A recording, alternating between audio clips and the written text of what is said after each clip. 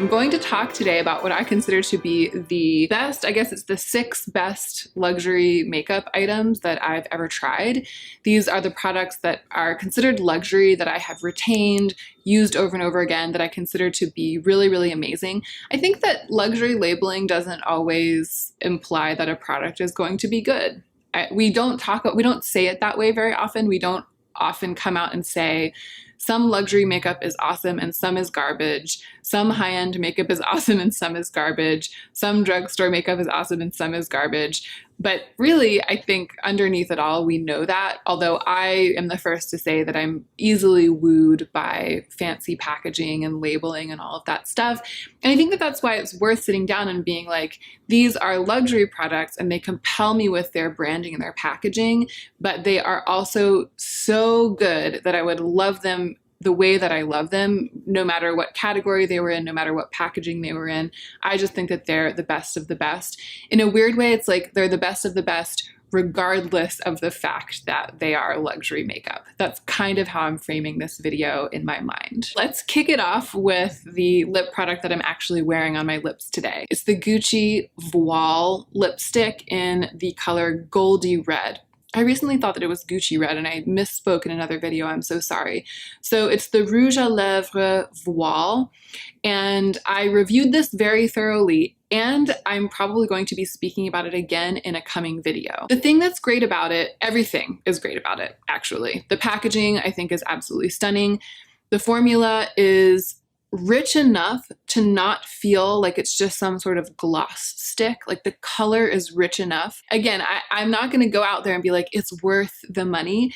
But to me, it's doing something that many luxury products don't, which is that it's earning its price in terms of the way that the product applies. It's making a case for itself. And to me, as a sheer product, it's making a case for itself with like the richness and opacity of the color. There's this beautiful balance between the richness of the color and what I would call like the casual nature of the formula. So it doesn't feel as high stakes, it doesn't feel as statement as putting on just a regular lipstick in this kind of color. It feels a little bit more casual than that, but that casual aspect doesn't cause it to be just like a watery, wispy attempt at a red. It strikes the perfect balance, and that's rare across all strata of pricing in makeup, and I think kind of hard to find. And the fact that it's packaged so beautifully, that it smells so good, it smells like violet candy, it just feels really, really special. I love how it performs. I'm wearing it today and I've had it on for about an hour, and I have been like doing stuff and talking and drinking water, and this is the result. I love it so much that I'm very tempted to buy another one in a more neutral color. That's why I was recently talking about it, because I talked about it in the video where I anti-hauled my Sephora loves list. Next up is the Gucci mascara. You guys, I have fallen so hard for it. I loved it in the video. I mean, I reviewed it, I did a first impressions, and in that same video I came back and talked about it after having used it for a couple of weeks. And that was in February. It's been months and it is still going strong, and I am dreading the day that it runs out, because I currently feel, and I think with mascara, it's hard. When I love the one that I'm using, I always feel like it's the best one that I've ever tried. And then if I move on to something else after I've used it and I find another one that I really like, I always feel like it's the best one that I've ever tried. But I just currently feel like it's the best mascara ever. I currently feel very, very loyal to it and in love with it. And I don't think I will buy it. I said in that review video that for me, this is just too rich for my blood when it comes to mascara. I only purchased it because I was going to do a review of it on my channel. It was a business purchase, but I will be very tempted to treat myself to it once in a while in the future. And in that way, my tune has changed, because in that review video, I was like, look, y'all, I would never spend this much on a mascara when you can get really, really good mascaras at the drugstore. It just isn't the kind of category of product that makes sense for me to spend this much on. And it's just hard not to imagine that I'll miss it and miss it and miss it. And it's hard not to imagine that I won't be able to replace it in my affections with a different kind of mascara, because I've grown super fond of it. The thing that makes it amazing to me and that makes it outperform so many other mascaras is that it's designed to be editorially buildable. It's designed to be able to get you those incredibly intense, spidery, super long lashes that just look like, I don't know, like sand, muddy sand piles turned into eyelashes. Like it just looks like gunk upon gunk upon gunk, splinking and splinking from your eyes. I love it when a mascara is giving me that option, because it means that I can build towards that, but then stop short of it. Because obviously that's not what my eyelashes look like today. But the fact that they have built that capability into this mascara means that I can always make it do what I want it to do. I can always make it build and build and build to my satisfaction. And I can always make it build volume and gunk into the roots so that it just darkens and defines my eyes. I especially love doing that when I'm not wearing any eyeshadow. So it has that quality, which there are other mascaras. There are a lot of other mascaras that have that quality, but this one pairs that quality with a really, really spiky rubber wand that gives me a ton of control and allows me to coat every single lash and kind of move the lashes around and sculpt them. And those bigger, fluffier, hourglass shaped natural hair brushes, which are usually the kinds of brushes that are paired with the kinds of mascaras that I like, they don't give that option. And conversely, mascaras with rubber bristle wands like this usually aren't buildable. I usually find that those rubber bristle wands like strip away what they're putting down as you comb through your lashes. So to find one that has that super control brush that makes me feel like I can do anything, and also has the buildable formula that makes me feel like I can do anything, that to me is very rare. And then it's in this stunning packaging, this stunning weighted packaging that looks very vintage and sweet, and it's just the whole package. The Charlotte Tilbury Spotlight Beauty Light Wand. I always think it's called the Spotlight Wand, but in fact, Spotlight is the color. This is the Charlotte Tilbury Beauty Light Wand. It's a liquid highlighter. There are some significant downsides to this product, and I will touch on those. I think that the downsides account for this product not getting as much hype as I think the formula deserves, because I love liquid highlighters and I've really been like looking for the good ones recently. And when I say recently, I kind of mean like over the past year. I've been keeping my eye out, and the liquid highlight that's inside this awkward, messy little tube is my holy grail. Though we all know there's no such thing as a holy grail, it's the best one to me. It's the most versatile. Even though the packaging is one of the problems, the way that it's packaged, the fact that you can apply it without making contact with your hand, like you're not touching it with your hands, you're not pumping it out, you just take the lid off and like apply it directly from the applicator. I don't usually like products like that, like concealers. I don't know, sponge tip stuff has never really been my jam, but for some reason with this product, with the formula and the way that I want to use it, it really works for me. I really, really like the ease of use of it. One of the major downsides, probably the one, it's the messiness of the applicator. I didn't clean it up because I want you guys to be able to see. It's awkward and it's messy like this because you twist the head to open it and then squeeze the tube to dispense product into the sponge tip applicator, and then you turn the head again to close it, and the product just gets all over. Whether I store it opened or closed, whether I squeeze out a lot or not, it gets very messy, and no matter how much I clean it, it's always messy. So I think that that was a huge turnoff to a lot of people, and maybe the application style as a whole was a huge turnoff to a lot of people, and so I saw a lot of mixed reviews on this product. But the substance, the creamy liquid highlighter that's in there, it blends beautifully with any other liquid cheek product. It just looks so beautiful, and it also lends a slight peachy tone to anything that I mix it with, so it makes any blush that I mix it with a little bit more sort of blendable with my skin tone. Like it makes the blushes blend in more and look more like color from within or lit from within. It can also be applied as a highlight really generously, dry down, and then I can apply like a wash of a powder blush over top of it, and it will take beautifully to it. So I have just found it to work on almost any face of makeup with almost any other product, any application, and the shine is very, very strong, but also very natural looking. I feel like we talk a lot about incredibly blinding metallic stripe on the cheek, see it from outer space type of highlighters. And then we talk about like that natural glow where it just looks like your skin looks like that and it looks lit from within. You can't tell if you're really wearing a highlighter or not. What I want is something in between, which is really, really blindingly glowy, but doesn't look like it's sitting on the skin. I don't mind if you can tell that I've used something to glow up my cheeks, but I just don't want it to be visible as a separate product. You know what I mean? I want it to look like I've used something to glow up my cheeks and it is literally like part of my skin. And I feel like this is the only one that I've ever had that has truly checked all of those boxes. And I will be sad when I use it up. I've used it almost every day since I got it in January. I decided to put Natasha Denona eyeshadows on this list. Natasha Denona eyeshadows at large. And I know that sometimes she has missed the mark with some of her palettes. Sometimes one of her palettes will come out and people will be like, the formula isn't the same. It's not the Natasha Denona eyeshadow formula that we know and love. I think mostly people are talking about the mattes when they talk about that. She doesn't usually miss the mark with shimmers. They tend to be really rich and indulgent and multi-dimensional, and she tends to use different textures, and those usually tend to go over pretty well with everyone.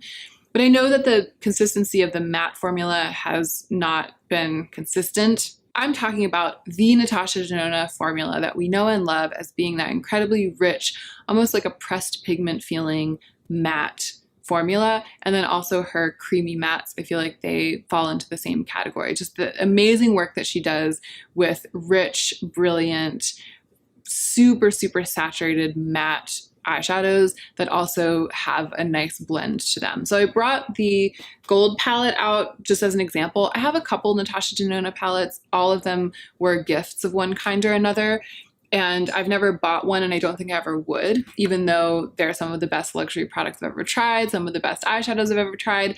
I still just wouldn't spend the money. So just putting that out there, this is an example of one that I'm talking about in this video because I have it and I love it, and it does make it onto this list. It fully earns its place on this list, but I don't think it's worth the money to me. But I just wanted to show you how well loved this is, how much I've used it, and just touch base on the mattes a little bit. I mean, I think that the thing that's really amazing about them is the richness and the density of pigment, and then they've got this velvety quality to them.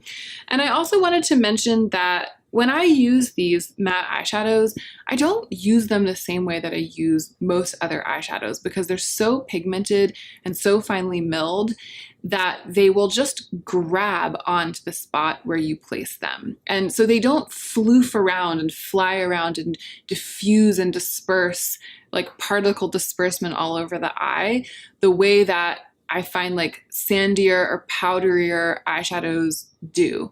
When I use these, I almost do like a paint by numbers on my eye. So I'm like, I'll get some on my brush and I'll be like, I want you here. And I'll go like pat, pat, pat, pat, pat, pat, pat all over my eye where I want that color to be. And then I'll be like, I want you here. And then I'll be like, pat, pat, pat with a different color, like in the outer corner. And then I'll take a brush and just gently blend the seam together and then gently blend the edges out a little bit and like diffuse the edges. And the edges, because they're so pigmented, seamlessly blend into one another. And I think with other eyeshadows that are different formulas, more powdery, less high quality, less pigmented, if you tried to do that, you'd get a very muddy blend in that spot. So if you put a patch of it here and a patch of it here and tried to blend it together, it's like it would all just go into nothing, like go into the air or turn into a muddy color or something. These shadows hold their own so strongly that what happens is you get the really beautiful blend that you would get with a more loose technique with a different formula. So I might film at some point just like a demonstration like how I use Natasha Denona eyeshadows. Let me know if you would like to see that, because I know that me explaining it just now was very awkward. Over the years, I have come to enjoy applying eyeshadow in the manner that Natasha Denona shadows allow me to use more than the other technique. So I just like working with them more. Second to last on my list is this Lancome blush. And I know that Lancome might not be considered luxury in the same way. I do tend to think of like Natasha Denona, Charlotte Tilbury, Lancome as being luxury makeup, I think just because of the pricing and the branding and everything. And then I tend to think of Gucci and Marc Jacobs as also being in the category of luxury makeup, but having the additional distinction of being like designer makeup. So I decided to group those two things together for this. I know that the lines can get a little bit blurry, but that's just where I'm coming from. This is the Blush Subtil from Lancome, and I have it in two colors. I have this color, which is Mocha Havana Shimmer, and I have Miel Glacé, and I really, really love them both. They both impress me so much, and I definitely knew when I started making this list that I wanted them to go on it because I never really hear about the Lancome Blush Subtil on YouTube, and I use them all the time. Right now, I kind of feel like they're the only blushes in my collection that can sway me away from using a cream blush. Now, I will say that this blush comes in a lot of colors, and the two that I have, I love for reasons that might not extend to all of the colors in the range. So what I really, really love about Miel Glacé and Mocha Havana Shimmer, they both are this beautiful, natural, rich nude. Miel Glacé being the lighter version of it. I feel like they're the light and the dark version of the same color, basically. And I considered giving Mocha Havana Shimmer away, but I ended up keeping it because sometimes for photo shoots or filming with really bright lights, it actually, it looks on camera the way that Miel Glacé looks in real life. So I have kind of like a camera version of the blush and regular life version of the same blush. But what that means is that I think Miel Glacé would be, I think Mocha Havana Shimmer would be your Miel Glacé if you have deeper skin than I do. So I'm glad to be able to say, like, I love Miel Glacé for every day. It's my perfect everyday blush. And if you want the same thing, but you have a different skin tone than mine, then Mocha Havana Shimmer might be the one that would work for you. What I was trying to say is that the thing I love about both of them is not just the color that they kind of share, but the fact that the formula isn't too pigmented. It blends beautifully, and it blends sheer and buildable. So it gives you this gorgeous sheer wash, and then you can definitely build it up. And I can definitely build up Mocha Havana Shimmer to be like a really, really rich, dramatic look, but it doesn't go there too fast. You can just build and build and build and build, similar to the mascara. It's like you have the dramatic option, and you can just keep building until you get where you want, and it doesn't give me any trouble. I'm always able to just like layer and blend, and they always look flawless. And both of these colorways have like a little bit of a sheen, a very, very glowy skin-like sheen. It doesn't look like a highlighter. It doesn't look see it from space, but when I wear one of these two blushes or both of them together, I often don't feel like I need to highlight because I look so glowy. And again, it's like that natural glow that's part of the skin. So I don't know if that same shimmer is in all of the colors. That's why I was saying that I can only really account for these two colors that I have. I think that some of the blush subtils are matte, and those probably do have that beautiful buildable formula. They probably just don't have that skin-like shimmer, but it's the combination of the sheer buildable quality, the rich nudes, and the skin-like shimmer that caused these to land on this list. And then last but not least, but the one that I probably won't talk very much about because I talk so much about this on my channel, and again, I recently talked about it in the video about the things that are on my Sephora loves list, because there's another color of this on my loves list because I love it so much. Although, as I said in that video, I'll probably never buy it. Over the years, I've learned that when I really, really love something and then that love causes me to want to buy another color of it or another version of it, that it never goes well because the love always stays focused on the first one. The intensity of the love was always actually just for the one that I had, and doubling it doesn't double the love. It just means that I have another one that's like second string to the one that I loved so much to begin with. So I've learned my lesson, and I probably will never buy another color of this one because the one that I already have is the one for me. It is the infamous Tom Ford Cream and Powder Eye Color in Naked Bronze. It's two products in one. So you unscrew the little thing at the bottom and there's a cream in there, and then you flip up the top and there's a shimmery powder in there. The cream is very moussey and it doesn't dry down too fast. And those two qualities combined make it the most blendable, the easiest to work with, liquid or cream eyeshadow that I've ever used. I don't usually like liquid or cream eyeshadows. I usually have a hard time blending them above the crease of my hooded eyes, like blending them like onto the brow bone like that. I have a hard time getting like a beautiful diffuse blend there, but I don't struggle getting a beautiful diffuse blend with this moussey and flexible cream shadow. That has impressed me so much. And as if that's not enough, the eyeshadow that comes with it is of a type that I really, really love and that I use almost every day. And that is a sheer, shimmery, wet look formula. So a powder shadow that has such fine glitters in it that it really makes the lids look wet. And there's enough oomph to the coverage of that shimmer that you can use it to make any patchy blend of any kind of eyeshadow look smoother on the brow bone or around where I'm getting crow's feet, or just like to add a wet look to the lid. I reach for the couple of shadows that I have that are like this all the time, and I reach for this one all the time as well. So this is just one of my favorite things ever. I'm so glad I decided to get it. I spent a gift certificate on this that my parents had given me for my birthday in February, and it was a good decision. In today's video, I'm going to be talking about makeup that I bought for myself with my personal budget. So not makeup that was sent to me by brands in PR, and also not makeup that I bought with my YouTube channel's review budget, but pieces of makeup that I spent my own personal spending money on and that I consider to have been kind of splurge moments. Like moments where I kind of feel like I spent a little bit of a lot of money for me on an individual piece of makeup. So I've collected a box of makeup that fits that definition, and I'm going to go through the pieces one by one and basically tell you how I feel about them now. Like, was the splurge worth it? Basically over time, and how much use have I gotten out of the product? It's a Bobbi Brown Crushed Lip Color in the shade Bear. And I actually can't remember if I spent a gift certificate on this or if I bought it with my own budget. What I do remember is that I purchased it at a time when I was budgeting really strictly.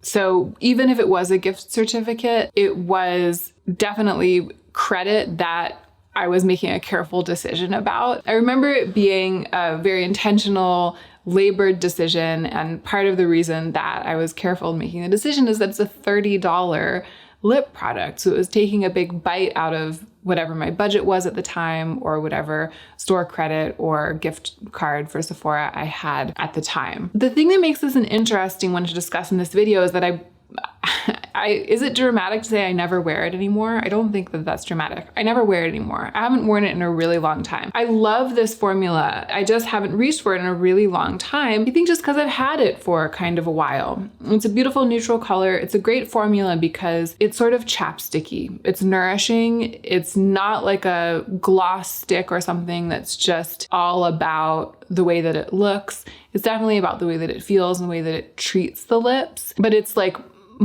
more than a chapstick, way more than a chapstick in terms of how it looks, but way less than a lipstick in terms of how it looks. And I find things like this a lot easier to wear. The Glossier Ultra Lip, which is what I have on my lips right now, I did a whole review of this product recently, and I'll try to remember to link it down below.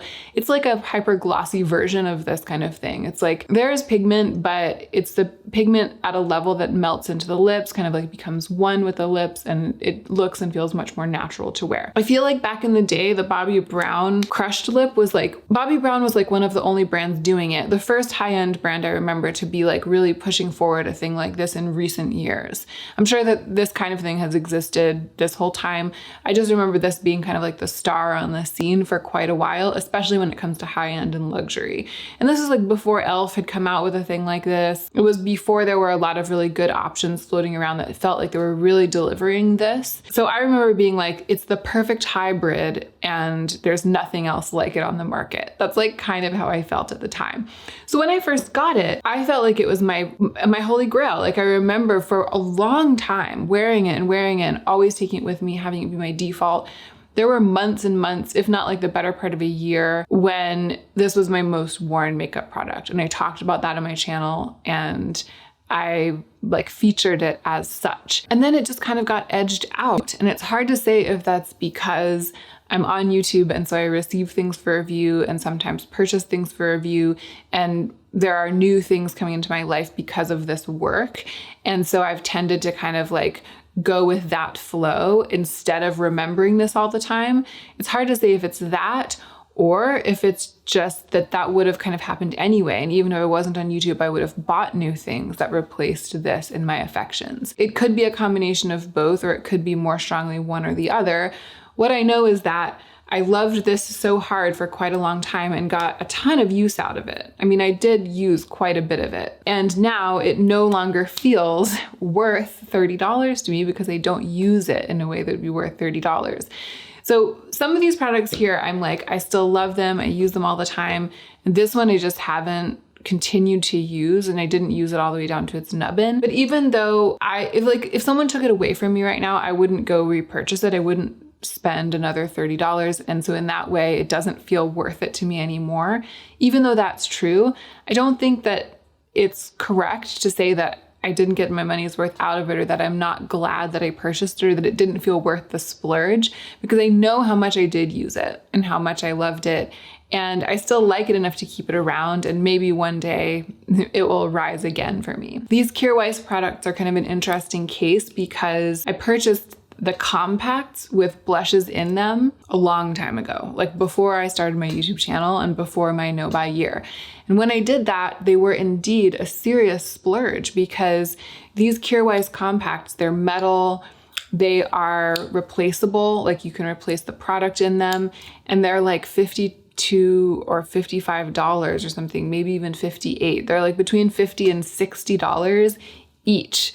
So these two together, it was like $120 to get these two cream blushes. But the thing is, I got them, the original shades were, actually this is the compact for Radiance, but I had 3 and then I gave one away. I had Desired Glow, the compact for Desired Glow. I had Precious, and then this one is Radiance.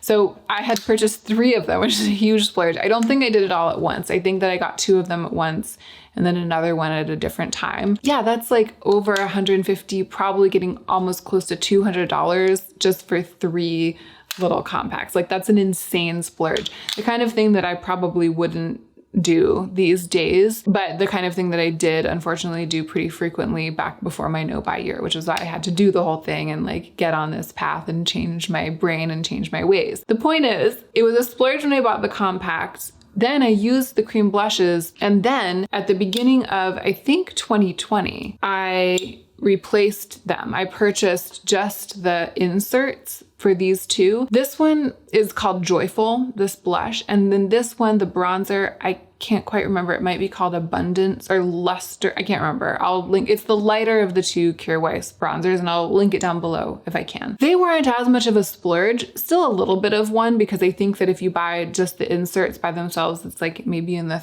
$30 range. That's still a luxury product. It's still like quite a bit. But I feel like because I have had the compacts for so long and I've been able to replace the blushes, I actually think that at least one of them, this is the 3rd time that it's been replaced, like the 3rd time something's gone in. It just feels like it was a good decision at the time back in the day. Maybe not to buy all 3 and maybe not to buy all 3 all at once, but to buy a Kjaer Weis blush that I can then replace with inserts as I use it up. It clearly is something that I continue to cherish and use enough to make it worth it for me, to make it a smart or at least a useful thing for me to have.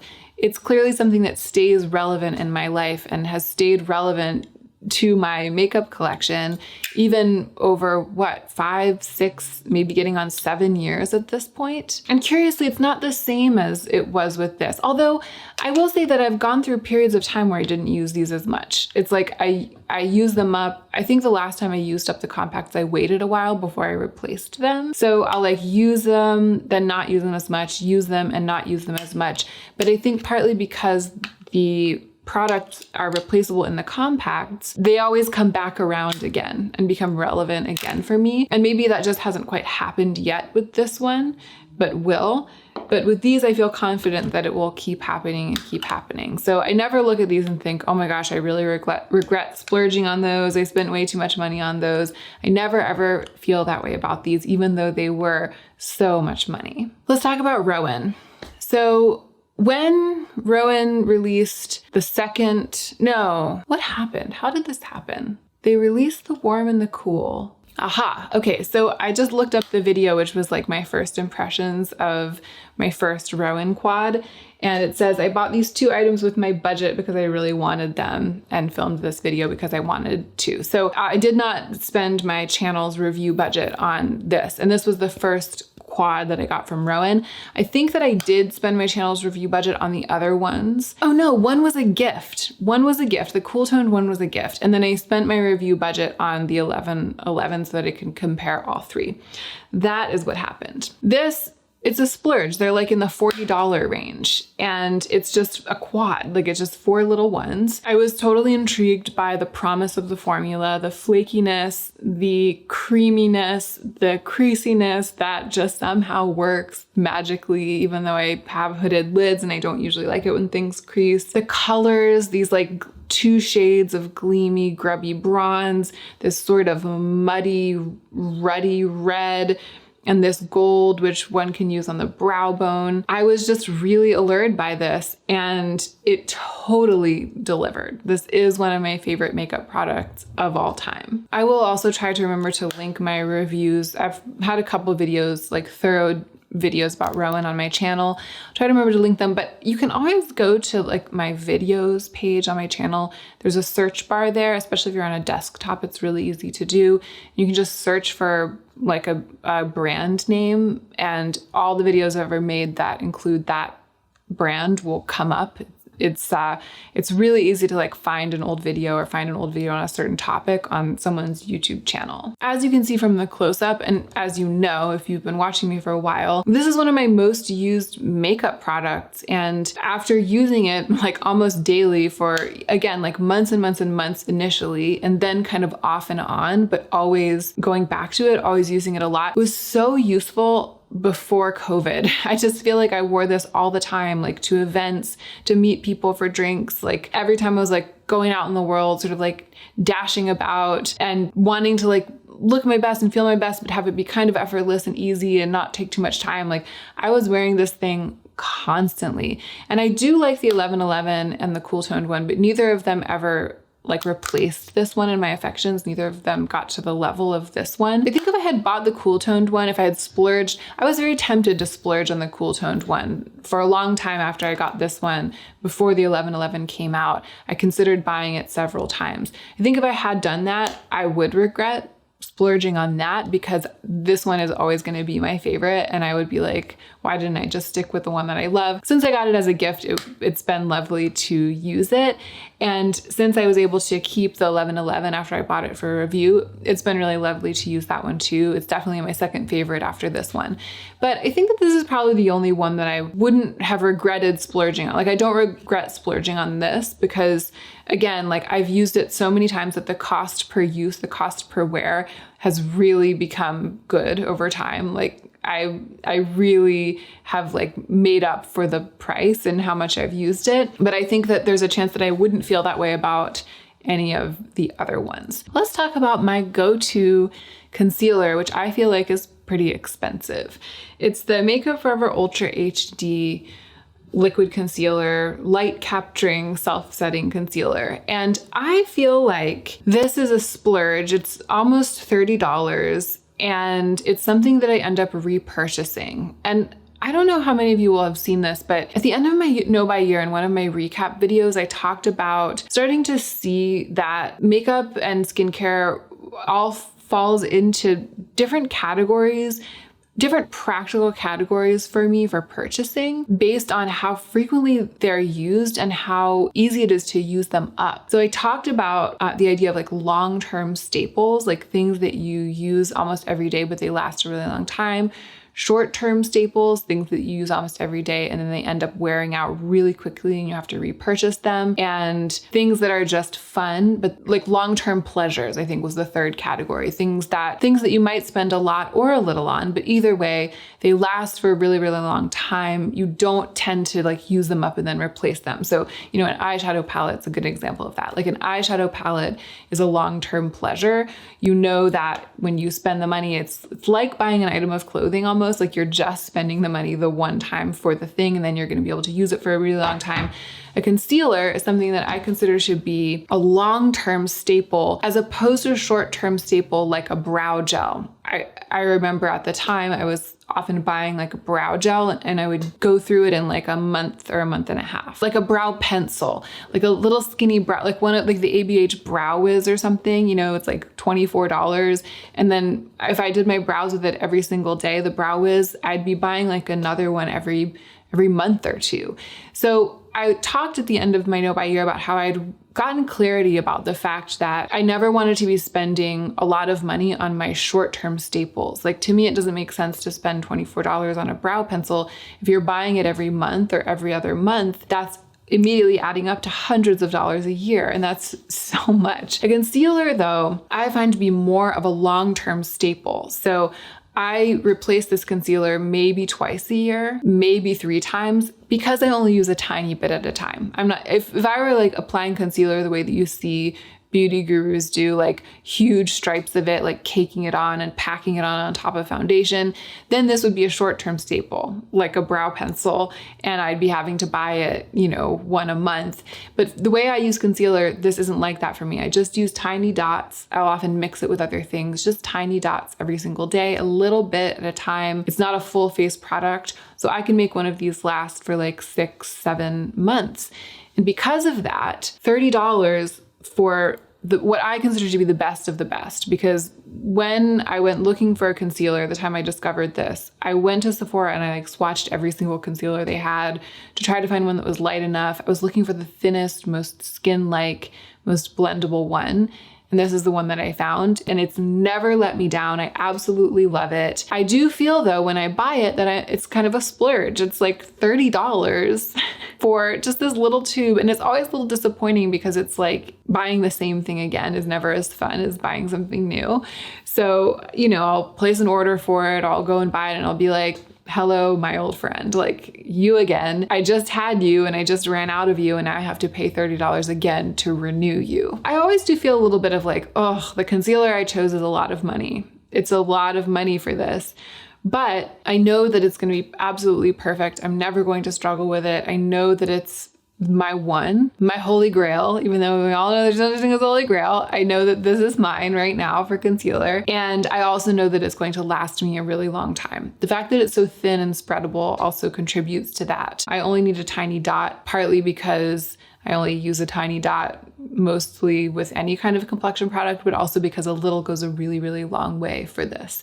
So it's always, it was a splurge when I decided to get it the first time. It's always a little bit of a splurge, but because it's a long-term staple instead of a short-term staple, I feel like it's worth it. And that's why I included this one, because I wanted to bring back the idea of long-term versus short-term staples, just, you know, because it's been a while since I talked about it. And it continues to be a really useful principle for me when I'm trying to decide what kind of splurge is worth it. I'm so excited to be filming this video finally, because I've done the thing. I've mightily resisted opening a box that came in the mail yesterday. Was it just yesterday? It feels like it's been a really long time because I really wanted to open it as soon as it arrived, but I didn't.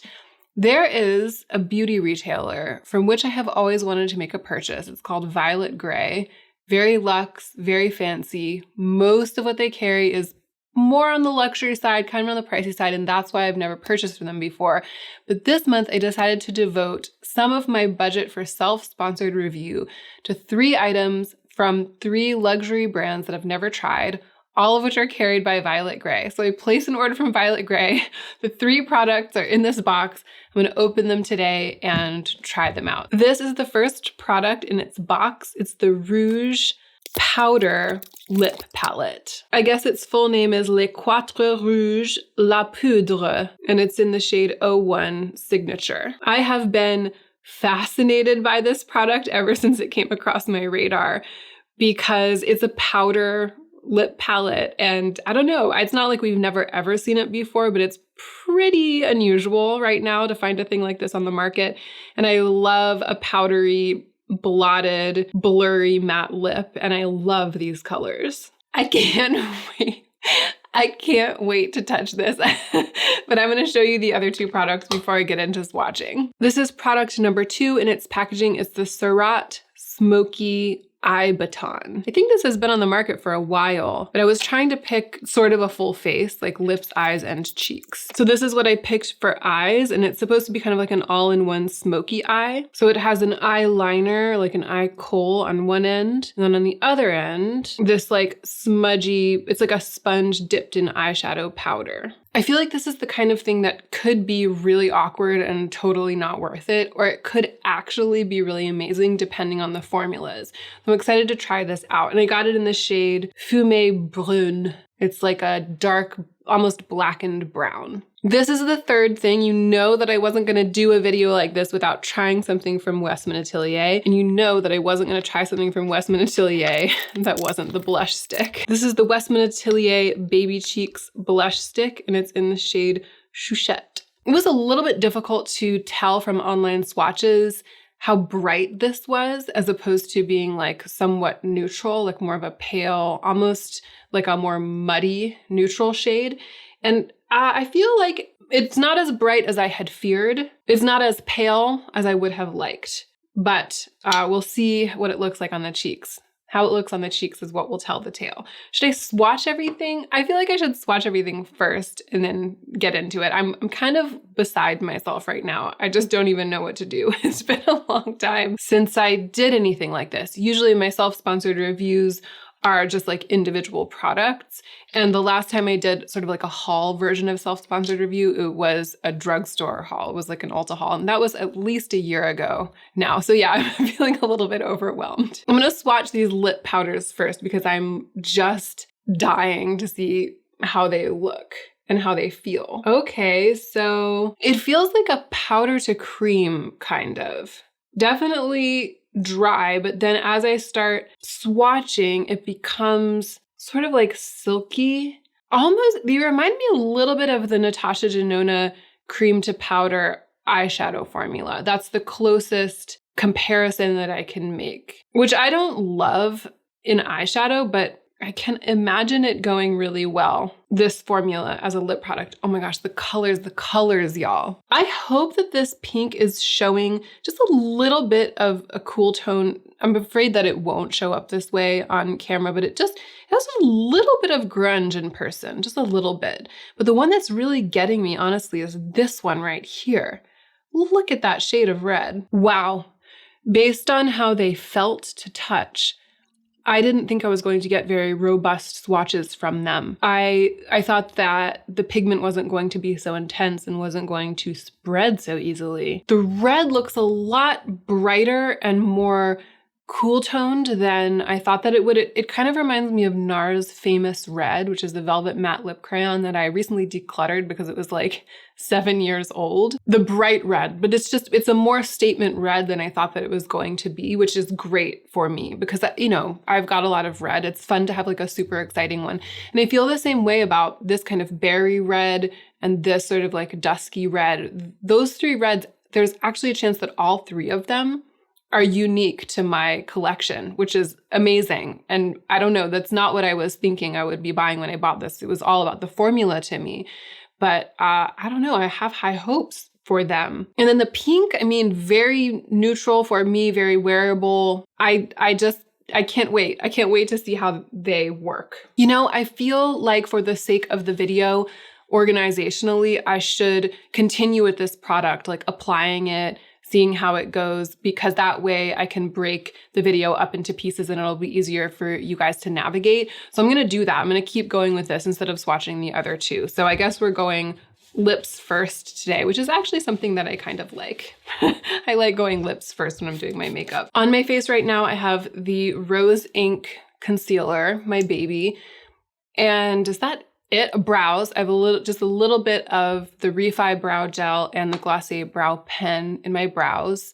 and that's it. But I have a tiny bit of just like lip balm on, so I'm going to blot that off. And then I'm going to apply the palest shade, the pink one, first, and we'll see how it goes with that one. And then I'll come back and do a red before the day is done. I mean, before the video is done, not just the day, before I leave. It's darker. It's looking darker than I expected it to be. Weirdly, it's almost like a red, like a soft red, pinky red. It's so interesting. It's not like applying an eyeshadow to my lips, which I have done before. It's not like that because it does have this creamy quality once you're touching it. But it is very stain-like in that it isn't spreading or sliding at all because it's a powder. And I really like that. I feel like it's making it easy to get it to melt into my lips, to become like one. I feel like I've dyed my lips this color, kind of, instead of applying a product on top of them. And I really like that. I actually feel like that looks like a very natural application, but I'm curious what will happen if I go in with a brush. So this is a synthetic bristle brush. I like that even better. I mean, I just like applying cosmetics with a brush. I feel like brush is my tool of choice. But I think that this is probably exactly what I'll do when I use this. Go in with my finger first and then go in with a brush. I feel like the brush allowed me to overline a little bit with this product without getting too harsh of a line. It's like an easy, soft, blurry overline. And I think this would probably work even better with a natural bristle brush, but it definitely does work with a synthetic one. That's why I picked a synthetic brush, because I just wanted to test and see if I could get a synthetic brush to pick up a product with this formula, and I was able to. This is the kind of lip formula that I really love. It's like highly pigmented, but it becomes one with the lips completely, and it's almost like my lips, they're not cakey or crusty dry, but they do feel a little bit dry because they feel like themselves. It doesn't feel like there's anything on top of them. There's not a layer of something sticky or goopy, balmy, glossy, emollient even. I think I could probably add something emollient on top of this to make it shiny or make it feel a little bit more nourished. But I really like this kind of pigment as a base for a lip color. I feel like it's going to be the most long lasting, and it just has that natural look. I like it when you can see the texture in my lips. You can see that they're skin. I just like it when I can add color to my lips, but without doing some sort of smothering, plumping thing. Maybe I'm just excited. I haven't filmed in a long time because they were filming for like a week, some sort of television show in the house that's directly across the street from our house. So our street for a week was full of trucks and people and all of this equipment, people going in and out, trucks backing up and beeping, and I actually wasn't able to film. I had to take a break because every day was noisy. So this is my first day back since the television production has packed it in.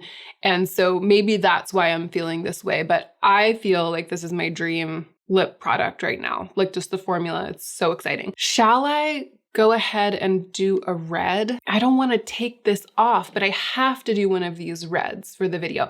Here's what I'm going to do. I'm going to do the rest of the face, and then I'll come back at the end and take this off and put on a red. That way my lips won't be overwhelming all of us for the entirety of the video. What should we do next? Let's do eyes next, because I don't know how much fallout there's going to be from this product. I just don't know what is going to happen. And you know what? I'll zoom you in so that you can really see what I'm doing. Hi, here we are.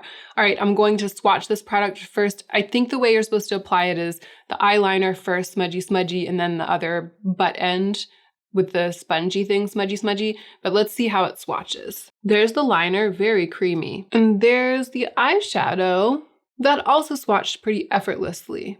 Okay, so there I smudged the eyeliner with the sponge tip with eyeshadow on it, and I was able to kind of get it to blend. So that's what I'm going to try to do on my eyes. I'm starting on just one eye because I don't know how quickly this dries down. I don't know how long it will be smudgeable. I feel like I want to use an eyeshadow brush, but first I'm going to try using my fingers because I want to see what it would be like if this was my only tool, you know? Because I think that that's the idea. I mean, it's actually not bad. It's actually not bad. And I kind of feel like the eyeshadow, two things to me are making it work. The eyeshadow is kind of sheer, you know what I mean? Or it's like, it's not too intense. and it smudges out to be pretty sort of smoky, charcoaly, soft, you know? And so that's why I've been able to get, I mean, it's not the most seamless blend of my life, but it is very, applied this in the back of a cab on the way to dinner because I'm, you know, a model or something. Like I'm just, you know, so cool that I don't have to be perfect. And it is very that, and the blend is good enough. And I feel like the reason that I was able to get a good enough blend is because of the consistency of the eyeshadow.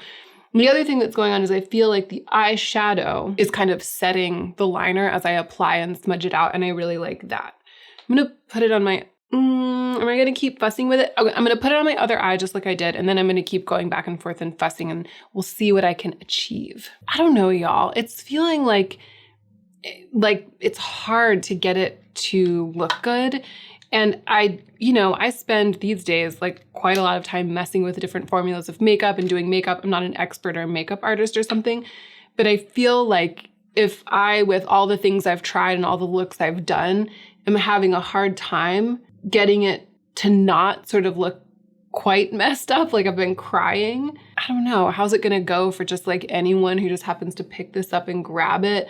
I feel like it's trying to market itself as something that's easy, grab and go for people who want to have like a minimalist makeup bag or don't want to fuss with their makeup too much. But I feel like I'm having to fuss with it a lot. Like I feel like I more easily get the look that I'm trying to achieve when I go in with like a single shadow and just a little brush, and I'm just like, and then maybe an eyeliner. The thing is that I really like this sort of sooty, smudgy look. I like this kind of look for me, and I really like the color. Like I really like this sort of like blackened brown color that is the combination of the two, but I'm just sort of struggling. I'm gonna go in with an eyeshadow brush. Okay, here's the thing. I have several things to say. First of all, you have to take everything that I'm about to say with a little bit of a grain of salt because I really love this look.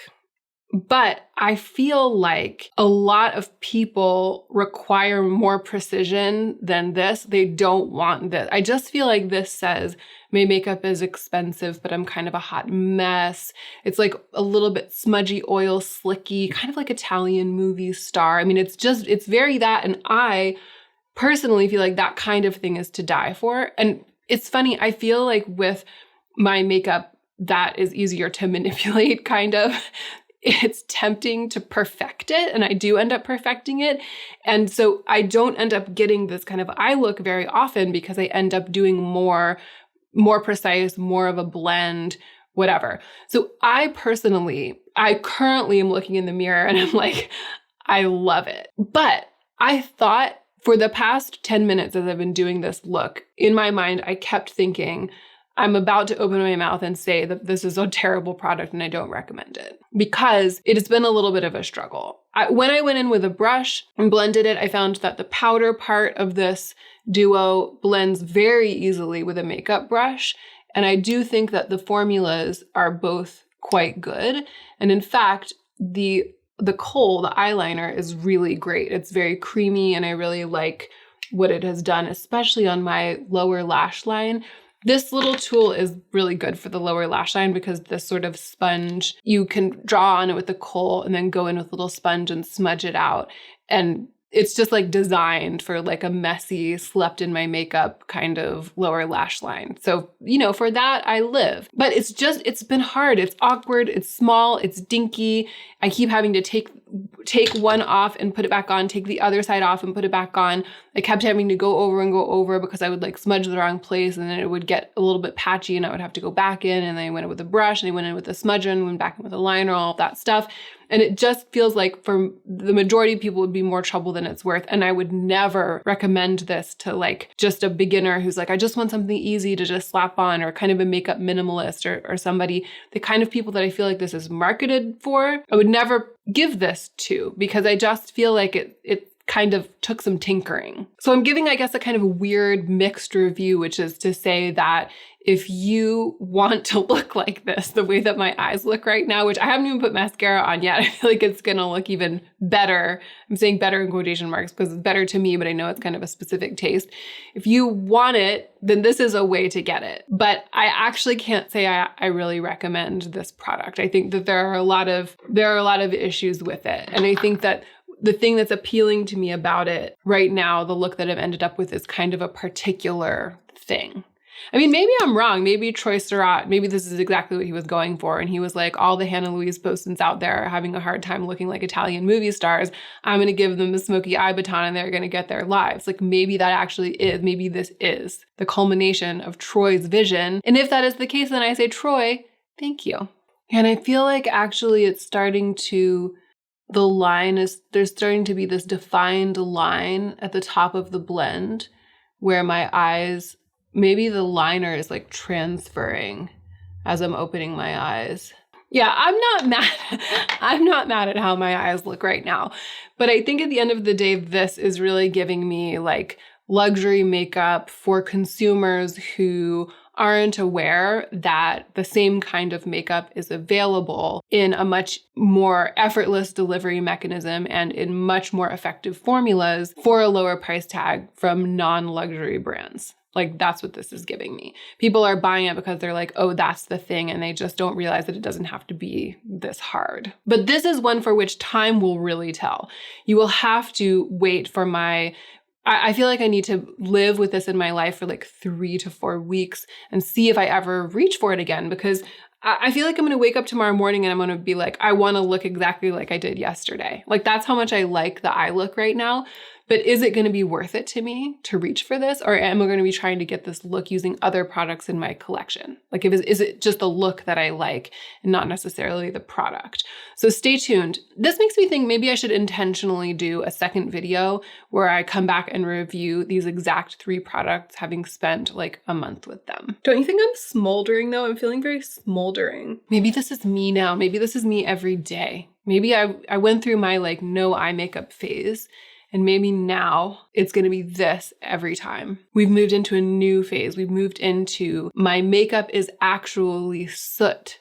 We've moved into I applied my makeup with the stub of a candle, a sooty candle stub. I took charcoal from the grate and applied my makeup phase. All right, time for me to stop looking at myself and move on to possibly the most exciting aspect of this video, because this brand has been taunting me for years and I've never actually tried anything. I've never actually like gone and done it.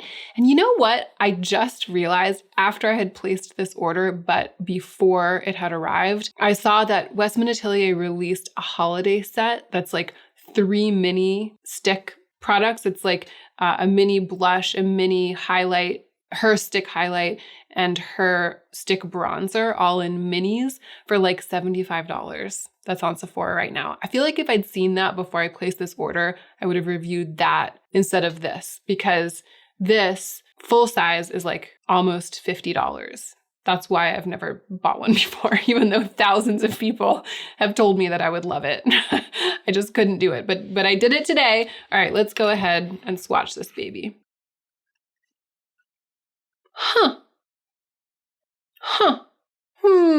Okay, I feel like close up under the really bright lights, it looked almost a little bit like quite peachy pigmented. Like it kind of looked like the way that my lips look right now. I feel like from a distance, you can see that it is more pale and that it has the capacity to be more pale. But I'm surprised, I'm not unhappy about this, but I'm surprised by how sheer the formula feels. Like it feels very balmy isn't really the word. It just, look how much it shears out. It just feels like the pigment level is light. Almost, it's not a gel or a stain or a gel stain, but it almost feels like it has like a gel stain thing going on. Okay. It's really, okay. It's really pretty. Ooh, based on the swatch, I thought I wasn't gonna like it, but I like it. I like it because that sort of semi-sheer quality meant it blended out incredibly easily, and it blended out to something that looks very natural, but the color is still there. I just feel like it actually looks way better on my actual face, actually, than even it did on the back of my hand. But that could also be because I was like removing swatches of other things. The back of my hand's a mess right now. But look at that. When I was trying to decide if I really wanted to review this, and I know that it's self-sponsored review and my channel has a budget for it and all of that, but even so, it's so expensive that I really didn't want to acquire it, even just for review, unless I felt like it was something that I want it to be like my default blush all the time. Like, anytime I have strong eyes or strong lips and I want something kind of neutral and easy for the cheeks, I'm going to grab for it. And in order for it to be that, it has to be a color that's pretty neutral for me and kind of goes with most of what I wear, which I wish it were more neutral, but it checks that box, you know what I mean? It'll work. And it needs to be a formula that is totally foolproof. That's just going to blend out, be seamless, that you can never go overboard with, especially not on just a first application. And that's easy to apply. And it's definitely that. I feel like there is potential for it to become what I'm hoping it will become, which is that blush that just works for everything all the time. I'll say this for it though. I'm going to build now to see how much we can get, how much of a cheek we can get from it. Well, it's pretty buildable. My cheeks are looking so dewy right now. I don't think that is this product. I don't think it has any, there's no, as far as I can tell at close range under these lights, there's no kind of like micro shimmer or anything in this. I think that there's a chance that the oils in it are helping to make my cheeks look as dewy as they do. It doesn't feel super emollient though, and I think that most of the glow that you're getting here is from just the general kind of like slightly oily or slightly kind of like dewy skincare that was on my skin, plus the concealer, which isn't dewy either, but it's not matte. It's more of like if anything, it's satin to dewy. And so just what was on my skin before, the mix of the concealer and my skincare, it's still shining through this product. And I think that's why it's looking so glowy. But I didn't have any highlighting products or anything on today. So it's good to know that it's capable of that. Here's the thing. Overall, I feel like the warmth of this cheek and lip, it's making my lids look purple. It's bringing out a little bit of a smoky purple undertone in this brown SURRAT thingamajig. And I don't love that. I don't like it when my makeup ends up looking pink and purple. Personally, it's not my thing. It's not that I think it's unflattering. It's just, it's not my favorite thing for me stylistically. So I'm not really into that. And it's something that is kind of making me cool off a little bit about the eyeshadow, because I would want this look to always retain its kind of like almost bronzy blackened brown quality. I just wish it were a little bit more warm toned so that if it were going to lean in one direction or another, it would lean neutral instead of leaning like a little bit purple. I have no complaints about the cheek. If I were to change anything, it would be the color. I just wish that the color were a little more nuanced, a little bit more different, a little bit more nude on me rather than being like having the bright quality that it has. That's often my complaint with blush. That's often my complaint with blush ranges, because I'm so pale. The colors that are like the most neutral or like the bottom line, like the most basic shade in the range, will often show up as a quite bright color on me.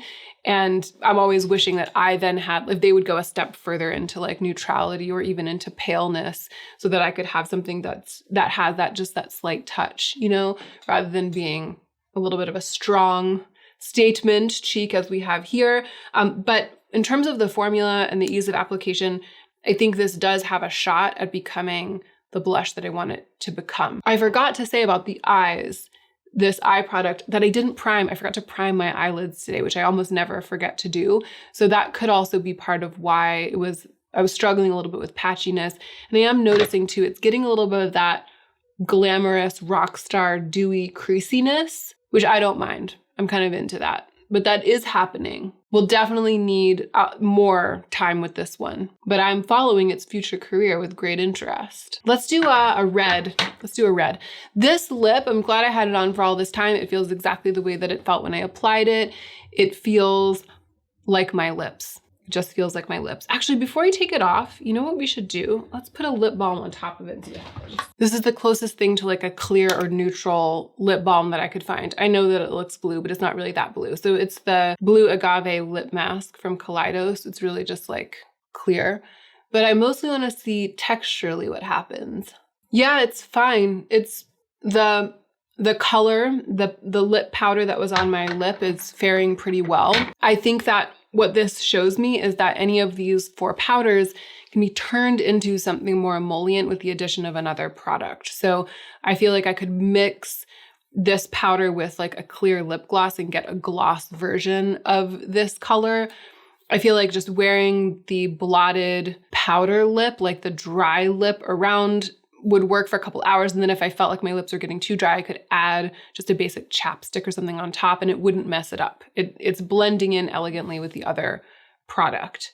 So that's great. I didn't expect that adding something emollient would mess it up or break it up or something, but I just wanted to test it. And just lastly, before I take it off, just to see the color, I feel like this pale powder, it's ending up to be more of like a rich, deep peach. On me, again, it's partly the contrast because I'm very pale, but it's turning out to be more of a rich, deep peach than like that pale, almost putty color that I expected, or hoped it would be, that I thought it might be based on the pictures, some of the swatches I saw online, and even based on the way that it looks in the pan. I'm not mad at it because it is a really pretty color, but just of note. That's the kind of information I would have wanted if I was watching this review. I'm actually going to powder a little bit. While we're at it, I'm going to use this amazing fluffy powder brush from the Refer holiday set. I didn't powder when I put the concealer on originally because I knew I was going to be putting a cream blush on. Okay, which color should we go with? I feel like the thing to do, well, I feel like it's got to be one of these dark two, partly because that really bright pinky red I don't think would go very well with the mustardy chartreuse top that I'm wearing. But which one? This one, because look at how it goes with the eyes. And also this is the most unexpected for me. This is the one that I feel like I'll use the least. So this is what we're doing, this like plummy one. Okay, so that is just dipping in once and applying it just with my fingers. And it didn't take very long. So that's kind of like the natural, I almost feel like, yeah, it's really sturdy. This is sort of like the natural, quick way that you can get it to look. But again, I'm going to go in with the brush and I'm going to try to like get a more diffused and overlined look. I love the way this applies with a brush. This is so fun. I feel like this is making this color very wearable for me. I don't like colors like this usually in lipstick because I feel like the statement's too strong on me. I feel like they tend to be too dark, too bold. And I also feel like they tend to be messy. They get all over my teeth, they get all over my skin, and it's hard to make the edges look nice. The edges are gonna be like uneven. It's gonna make my mouth look crooked, more crooked than it actually is. Because you know, everyone's mouth is a little asymmetrical, especially mine. So I shy away from colors like this. That's why I don't own any. But two things are going on with this. One, because it's that blotted powder texture, I'm able to get an application that looks very natural. I feel like it's sort of sheer. Like I was able to sheer it out and blend it into my skin. Sorry, I'm trying to like talk and continue applying it at the same time. The way that I was able to diffuse and sheer out the pigment, I feel like makes it sit naturally on my lips. It doesn't look unbalanced. And then the other thing is that because of the way that it just sticks to the lips and is part of my face, almost like a stain, it doesn't feel messy either. So both of the issues that I have with dark, almost plummy reds like this, both of them are solved by the formula, and that's really exciting. Of the three products, this is the one that's exciting me the most. Like this is the one where I'm just like, oh my gosh, I'm so excited that I decided to review this. I'm excited about the possibilities. This one is like the winner of the day for sure. So which one is exciting me the most? This one.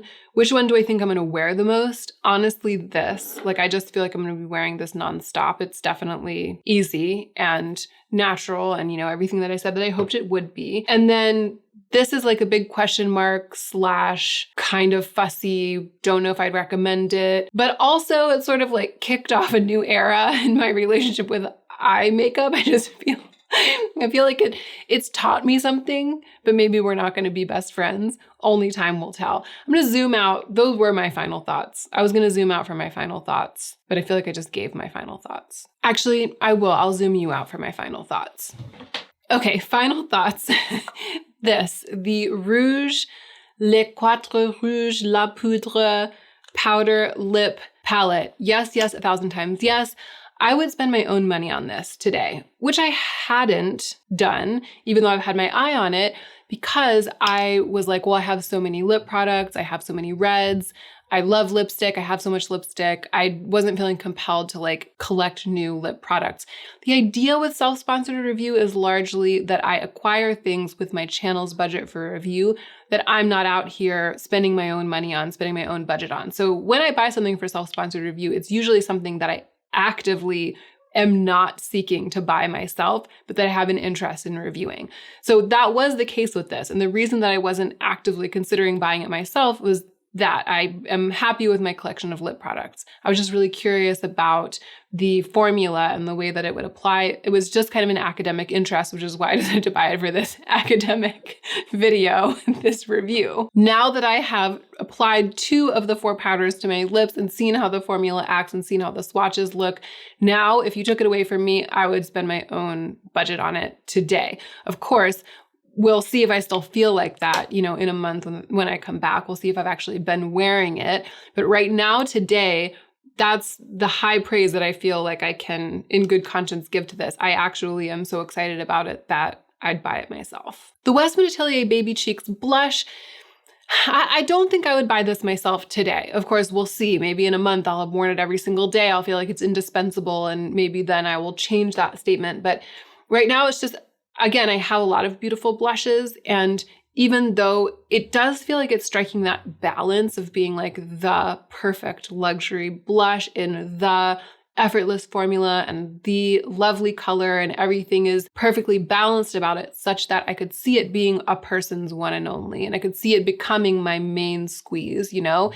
Even though all of that is true, for me, I like having options. I like having different formulas. And so to spend $48 when I already have so many beautiful blushes and so many options, and I enjoy having those options, it just feels like it's a little bit contradictory, because I feel like you buy this if you're just looking to have one blush.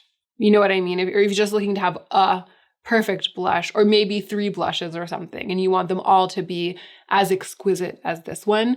And that's just not my situation. So it's going to be exciting to get to know it better. I'm glad that I'm reviewing it. But today, if you took this away from me, I would just go back to using the rest of my blush collection. And this, the Smoky Eye Baton, again, I'm very torn, but I just don't think so. Like right now, it feels the least worth it to me of all 3 of these products. My happiness with my eye look today notwithstanding. Although I would be happier with this eye look if it were a little bit, if you just took the purple undertone out completely. I didn't expect it to have a purple undertone at all. I thought it was going to be more of like a mix of black and brown. And it's sort of, I don't know if the powder on my hand doesn't look purple at all. I feel like maybe that undertone is in the liner.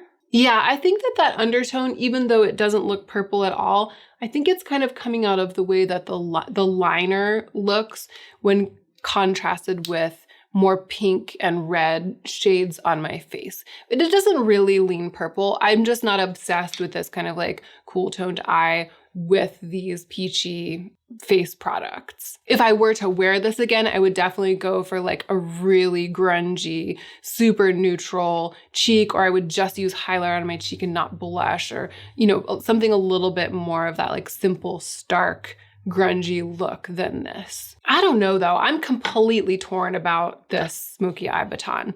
I didn't like using it, but right now, if I were going to go out to dinner, for example, this is the exact look that I would want on my eyes. If I was going to almost anything, this is the exact look that I would want on my eyes. So the question remains, like, do you need this product to get this look? I think that we all know that the answer is no. And at this point, I don't think I'd recommend this. I think that I just kind of recommend the look that I got with it. But I won't know that for sure until I try to replicate this look a number of times with my other product. So when I come back to review this fully, I will have tried that and I'll let you know how it went. I'm revisiting some products that I've reviewed recently and basically updating my reviews. I think this is best practices for someone who reviews anything, but especially makeup, because you know, products can like grow on you over time. Some products can fall out of favor over time. There's always some nuance that develops in the wake of the review. And so this is like a catch-all video to report back on those nuances. Today, I'm specifically focusing on luxury makeup because over the past maybe 3 months, there have been a number of pieces of luxury makeup that have come into my life in one way or another. And this makeup, I'm particularly keen to report back to you about the nuances of syntax because it's so expensive. And so I feel like the stakes are kind of high with a review. If I'm like, this eyeshadow palette's amazing, but it's $150, I definitely want to come back in a couple of months and be like, I still think it's amazing, but here's some more information. Or, you know, I don't think it's amazing anymore. Although that I don't think that's going on with any eyeshadow palettes today. Okay, first up, let's look at the pieces of makeup that I purchased from Violet Grey for self-sponsored review. Violet Grey is a very alluring luxury makeup website. I'd never bought anything from them before, and I dedicated some of my channel's budget for a couple months ago. I dedicated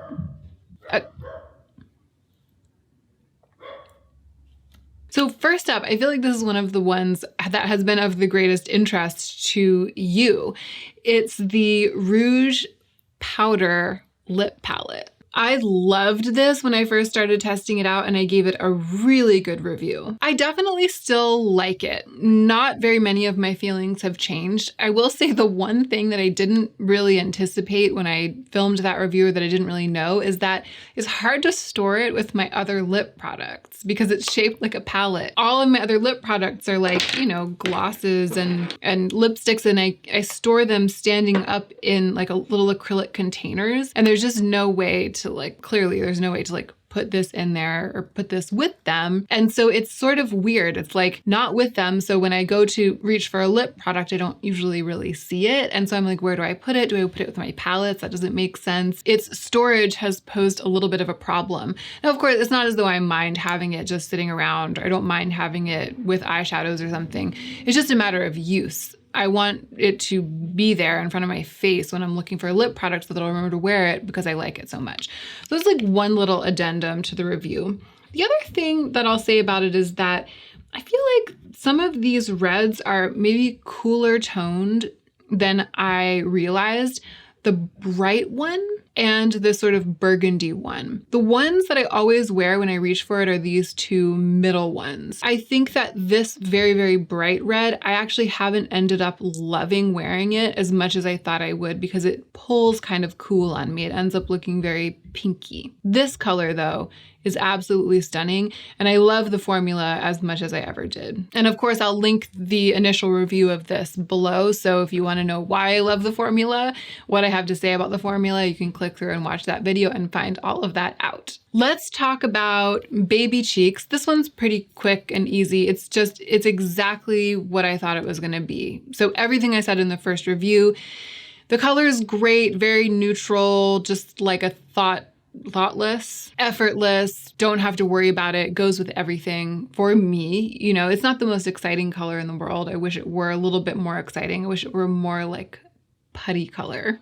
because putty colored blush is my favorite thing. As it is, it's perfectly fine. I never stop using it. You know what I mean? Like I never stop reaching for it. I'm always just like throwing it on my face to complement looks. It's so pleasurable and creamy to apply, blends so easily, is very versatile. And I think I said this in the initial review and I still feel this way. I wouldn't buy this with my own money unless it was like my only blush. If I was still out here like I used to be, like I was 6 or 7 years ago, just buying one blush, using it up, and then buying another blush, then I would be shelling out the coin for a luxury blush like this, especially because it's so versatile, so pleasurable to use.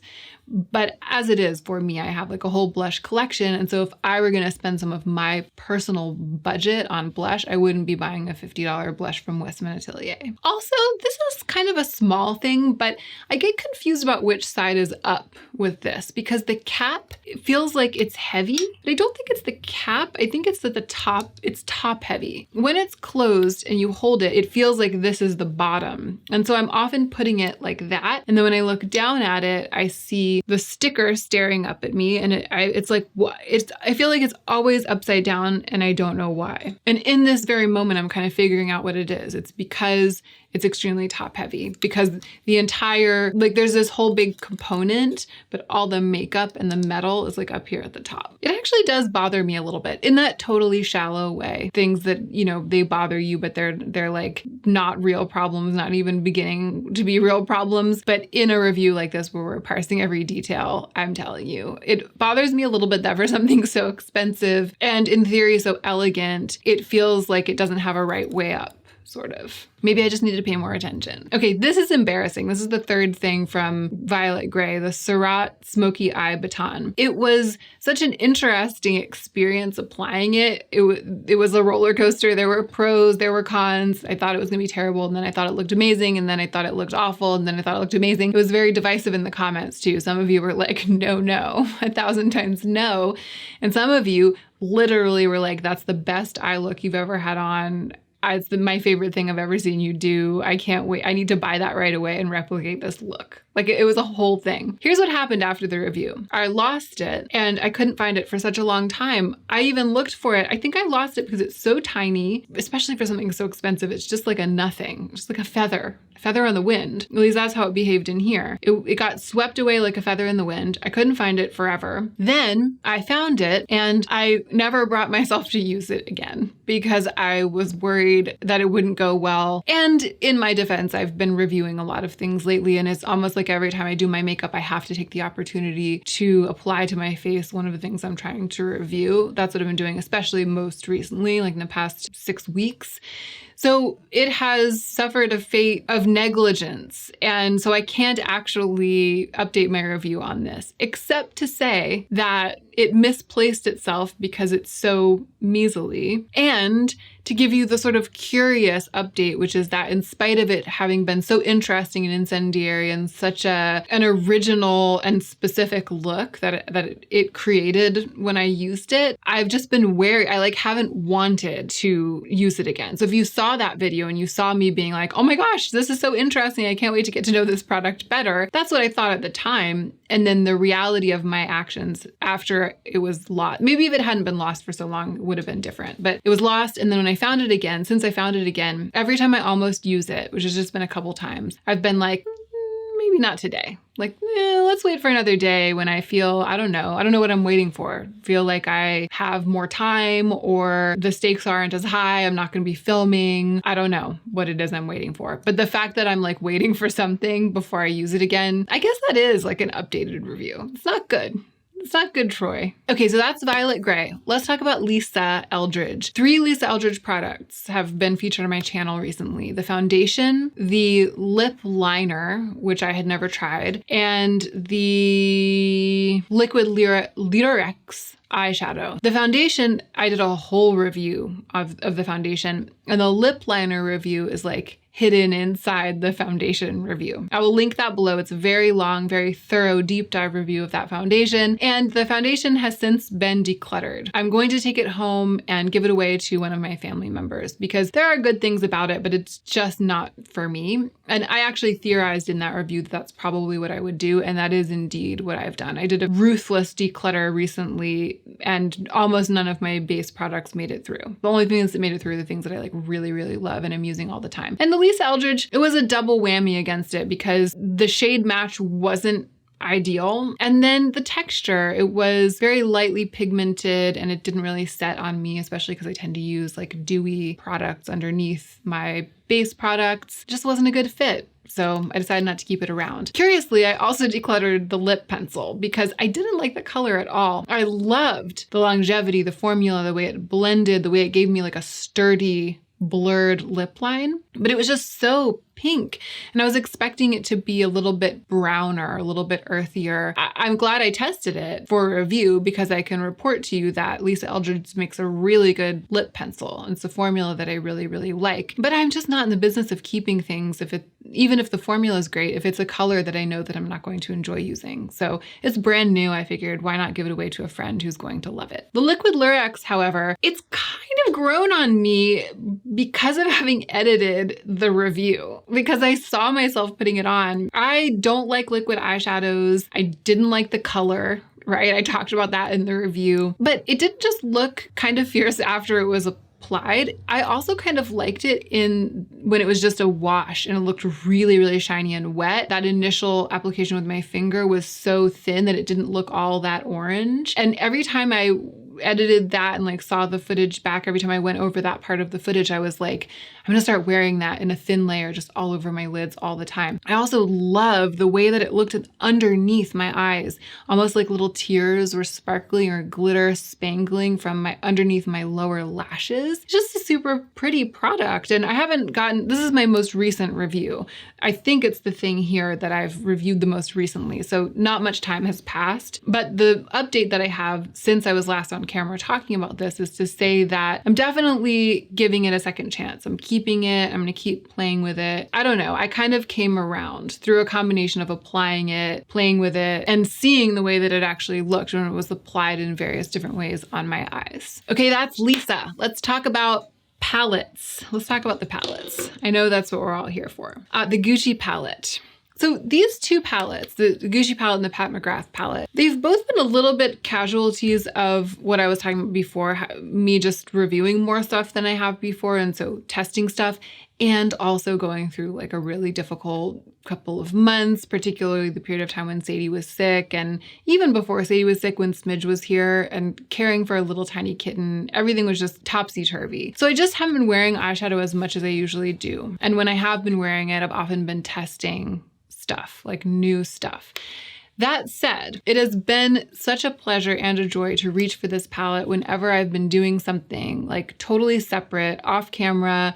I think I've worn this every time I've gone out to anything, like to dinner, to meet someone for lunch, because I really enjoy it as a one and done color eyeshadow palette. I have worn especially this shade all over the lids, this shade all over the lids, even the red shade all over the lid, even the blue I've put all over my lid, and like not for YouTube or anything, but once for makeup playtime and once just like to wear around. I can't remember if I theorized that this would be the case when I filmed the video or if this was something that I wrote in like the comment. I think it was something I wrote in the long comment that I pinned on that video. It was pretty shortly after I started testing it that I realized that I was probably going to end up only using one or maybe at most two shadows at a time when I dipped into this, rather than using a bunch of different shadows to build a complex eye look like the one that I have on today. And not only is that what I have been doing, but I've loved it like that. Like I've just loved using it. And now that I've decluttered my space, I've been keeping it on my vanity. It's there looking at me all the time. I'm looking at it and we love each other. I think that if I had had a different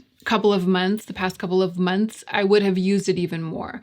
But I feel like I can extrapolate from how much I used it and what I used it for to say that it is turning out to be a special little presence in my makeup collection, just as I thought it would be. I feel like the formula it's not like super great shakes because it doesn't have that like intense and manipulable pigment. Manipulable? Is that a word? Like pigment that's easy to manipulate, that I can do whatever I want with it. It's a little bit lower key, and it's sort of just like you can do the thing with it, the one thing, put it all over the lids, blend it out. It does blend beautifully, but it doesn't punch in the way that, for example, Pat McGrath eyeshadows do, or other eyeshadows that are more geared towards makeup artists or people who enjoy makeup artistry. But it's almost like I like it for that, the Gucci palette. I like it for the simplicity of what it offers, because it offers that simplicity, but in all of these different beautiful colors and in this incredibly luxurious packaging. I'm still here for it. Not that much has changed. The Pat McGrath palette, also, I just wish I had more time to play with it over these past couple of months, because every time I've wanted to do a strong look, anything punchy, dramatic, smoky, I've reached for it and I've absolutely loved it. It's what I have in my eyes today. I also use the Victoria Beckham eyeliner in bronze, which I've like really fallen hardcore for. And I think that they look amazing together. I just have to have a moment, okay? This might be like my favorite eye look of all time. And if you know my taste and you watch a lot of my videos, you'll understand, even though it seemed kind of simple, you'll understand what I'm talking about. This is like the eye look to end all eye looks for me. I feel like it does have dimension. It's nuanced. Like there's sort of a warm area, there's sort of a cool area, there's a sparkly area, but it's so murky. It's so grungy and earthy. And it also has kind of a glamour aspect to it. And I resisted the temptation to put the shiny, super wet, shiny, sparkly everywhere all over the place that makes it just like wet, wet, wet from here to here. I just put it on the center of the lid. So it has this kind of control that my eye looks don't always have, that I feel like makes it more glamorous and also kind of more wearable. I just love this, at least right now. I'm feeling like this is like the only eye look I'll ever need, kind of. And I created it using this palette. So I feel like that should tell you everything about my relationship with this. I haven't yet gotten to play with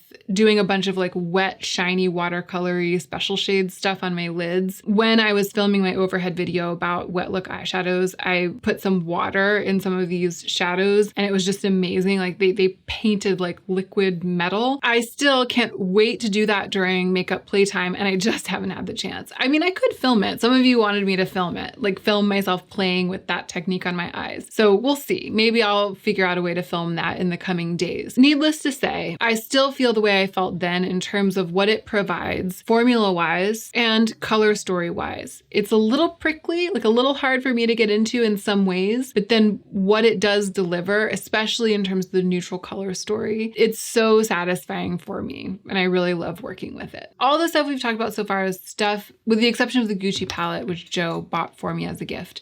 Everything else, it's all stuff that my channel bought specifically for a review. Now we're moving into some things that were given to me as gifts. Some because it was PR from the brands, but this first one wasn't actually PR. It was a gift from my friend Lauren of the YouTube channel with 100,000 subscribers. Yay! Lauren May Beauty. She sent this to me as a gift. It's the Neo Nude Melting Color Balm from Armani. And yeah, I love it. I love it as much as I ever have. I don't quite remember if I gave this like a dedicated review at any point or if I've just mentioned it in passing a bunch of times, but nothing has changed. I continue to use it. I love it the most on the cheeks. I've used a ton of it, mostly because I usually go in with a brush and a brush tends to pick up a lot of product like this. It's sort of a putty, but it's very soft. So the brush picks up a lot and then I like drape with it and I'm really going through it. I absolutely love it. It's become my default blush pretty much. When I just don't know what else to put on my cheeks, I love it because it's got this grounded like maturity or sophistication. Like it doesn't feel like candy, like baby, bright cheeks. And so much blush looks that way on me because I'm so pale. Even blushes that don't look like super bright in the pan will often end up looking really bright on me. So it's really nice to have a neutral brown blush like this that I can put on to darken my cheeks a bit, but without making them super bright or colorful. Kjaer Weis, a brand that I've always loved and that I've been purchasing products from for a really long time, since like way before my YouTube channel, since I lived in Portland, like years and years before. I mean, it's been probably, I think I actually did the math. I think I was purchasing from Kjaer Weis like since a year after their launch, which might have been in 2008 or 2009 or something like that. So I have like a long history with this brand. It was amazing to get a little bit of PR from them. I've talked about the blush a number of times recently, so I'm not going to go into it. I love it. It's incredibly creamy, and I'll repeat what I've said a number of times, which is that the creaminess and fluffiness and sort of whipped almost feeling of this blush amazed me because the other two Kjaer Weis cheek products that I have right now don't feel like this and never have. And I think that that's because I got them from a brick and mortar store. I got them from a Credo. Does Credo Beauty have brick and mortar stores? I think that that's where I got this, a Credo Beauty in LA. And when not this, but the other ones that I have, I remember I went in and I was like trying to get a blush and I told them which colors I wanted. And I remember the sales associates like digging through the drawers, all of these refills of Kjaer Weis cheeks that did feel like they'd been in there for like 5 years. Like it seemed like they'd had this like stock of Kjaer Weis refills for a long time. And they were like searching and searching and they finally found the two colors that I wanted. And then I got them home and they were just sort of stiff. And I was like, oh, maybe I was wrong about how much I love the formula. But then I got this one fresh from Kjaer Weis, like fresh from the factory. And it's unbelievably dreamy. So I've been enjoying using this so much that I'm kind of tempted to buy a couple of refills directly from Kjaer Weis. Like there are a couple that I have my eye on. Desired Glow, Precious, Embrace. There's a new one called Inner Glow. That's like a very, very pale and slightly glossy one. The formula has really seduced me of this blush. And then the lipsticks I still really love. I was super wowed by the colors. I showed these in a trying new makeup video where I did this very sleek, colorful look that I really loved. When I look back over the past several months, that's like one of my favorite looks that I've done on YouTube, if not my favorite. The pigment is so wonderful, like the painterly feeling of the lipsticks, and I love the shades of red, these two reds. The lighter or brighter one there is Confidence, and the more kind of muted corally one is Euphoria. And you can see why I love these colors. Since I've realized that I have an olive undertone, and I've been doing some reading about what colors work the best with an olive undertone, I've realized that these like slightly corally reds are really working for me. I mean, it's what I'm wearing on my body as well today, but I'm realizing why this color family is like really working for me. I will say that since the first time I applied and talked about this lipstick on camera, I've realized that they aren't quite as long lasting as some lipsticks that are really densely pigmented like these. I love the creaminess of the pigment, but I feel like I forfeit a little bit of longevity with them. And sometimes when I apply a really thick, really dramatic layer of one of these lipsticks and I end up with this like super bold, creamy, stamped on lip, if I then go through my day cavalierly eating and drinking and doing all sorts of things and not paying attention, it'll wear off from my lips and be a little bit like faded on the inside and still strong on the outside, which some lipsticks that are really, really pigmented, they don't do that because the product wears away, but the pigment like stays as dense as it ever was. I think that the creaminess of these means that it's something you might want to check up on or consider going to reapply, say if you were wearing it like at an event where you're walking around eating and drinking. Ooh, next on the list, let's talk about the new Glow Lust. It's so good. The color, it's like everything I've ever dreamed. When did I talk about this? It wasn't that long ago. It was in a video called Trying Weird and Interesting Makeup 12 days ago or so my screen says right now as I'm filming. It'll probably have been about 2 weeks ago when you're watching this. I was really, really excited by how light and neutral the shade is. I think in that video I applied it by itself and then I went on top of it with my concealer. But pretty much every day since then what I've been doing is like a half pump or quarter pump of this on the back of my hand. And then a smear of the Rose Ink concealer next to it. Mix them together, apply with a brush, and that's my base. That's the base I'm wearing today. It's what I've been wearing in all my videos. That's now what I use for foundation. This mixed with the concealer, that's like a perfect match for me, which is also like a creamy, dewy thing. And I couldn't be happier. The holiday, what are they called? Smoke Reflex from Auric. I haven't gotten to play with very much. I have, though, been using the topper from Entice. Is that the green one? The topper is that like really, really flaky reflective thing. I have been using that as like a brow bone highlight and to blend and stuff, just as I anticipated that I would. But I don't think enough time has passed since I first talked about those for me to really know how my relationship with them is going to develop over time. But Glow Lust, I knew immediately. And I've used it literally every day since I originally filmed with it. So I'm happy to be able to give you that update. Lastly, let's touch briefly on Chantecaille. Although I feel like the mascara, I've been wearing it a lot because I'm really trying to get to know it, because it's this wild thing. It's like a $75 mascara. I think the reason it costs that much is because it's supposed to also be lash enhancing. But not enough time has passed for me to be able to say, oh yeah, my lashes are growing like weeds since I started using it. You know what I mean? It's not like I'm seeing like dramatic lash growth, lashes out to here. I don't know if I'm observant enough to be able to know that, unless the difference is really dramatic. Like in 2 months after I've been using this every day, maybe my lashes will be really thick and I'll be like, oh yeah, my lashes look way better than they did before. Maybe. It hasn't been enough time for that to happen, or if it has been, it hasn't happened. But I really like the mascara. I feel like it's a good, the other one that I have going right now is e.l.f. Big Mood, which is like so thick and gunky and pumped up, and it makes my lashes really chunky and spidery and velvety, and I love it. But I've been using this more because it does provide significant lengthening, but it's a little more toned down. It's not quite toned down to the point where I would call it a wispy lash. It's not really a wispy lash. It's like a more natural version of an extremely pumped up, girthy, lengthened lash. And that's just working for me.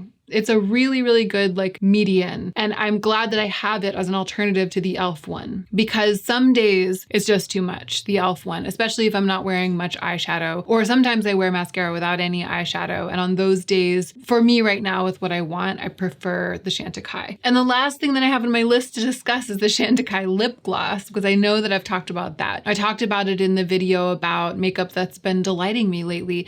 And it has been delighting me, but I don't know where it is, because I think that I put it in a purse when I went out one day, because I've been so delighted by it that it's one of the ones that I've been like, where's that? I've constantly been like, where's the Chantecaille gloss? Like putting it on all the time. When I went to film this video, I couldn't find it. If I had done like a very thorough, long search, I'm sure that it would have turned up, but I didn't. And so I don't have it. And that's my review. I like it so much that it's so deeply in rotation that it's in one of my bags somewhere waiting for me to discover it the next time I'm carrying that bag. Maybe what I can say about the two Chantecaille products is that I still like them. I'm still into them, but I think we're probably gonna have to wait a couple months for like real results, real final word reviews for those two products. So today is the day I'm engaging in the ultimate face serum face-off. If you watched my video some weeks ago at this point about the things that Joe purchased during No Buy July for me to review, then you'll know what I'm talking about. And if you haven't seen that video, then you won't know what I'm talking about. And you might have already clicked away from this one. I should probably get myself together and perform some sort of logical introduction. Every month, I choose some pieces of makeup and I use a budget that we have set aside from what the channel earns to reinvest into the channel by buying that makeup so that I can make videos reviewing that makeup. However, in No Buy July, I didn't want to do that. I didn't want to go through with that usually monthly action because I wanted to stay as far away from any shopping related activities as possible that month. But I didn't want there to be a gap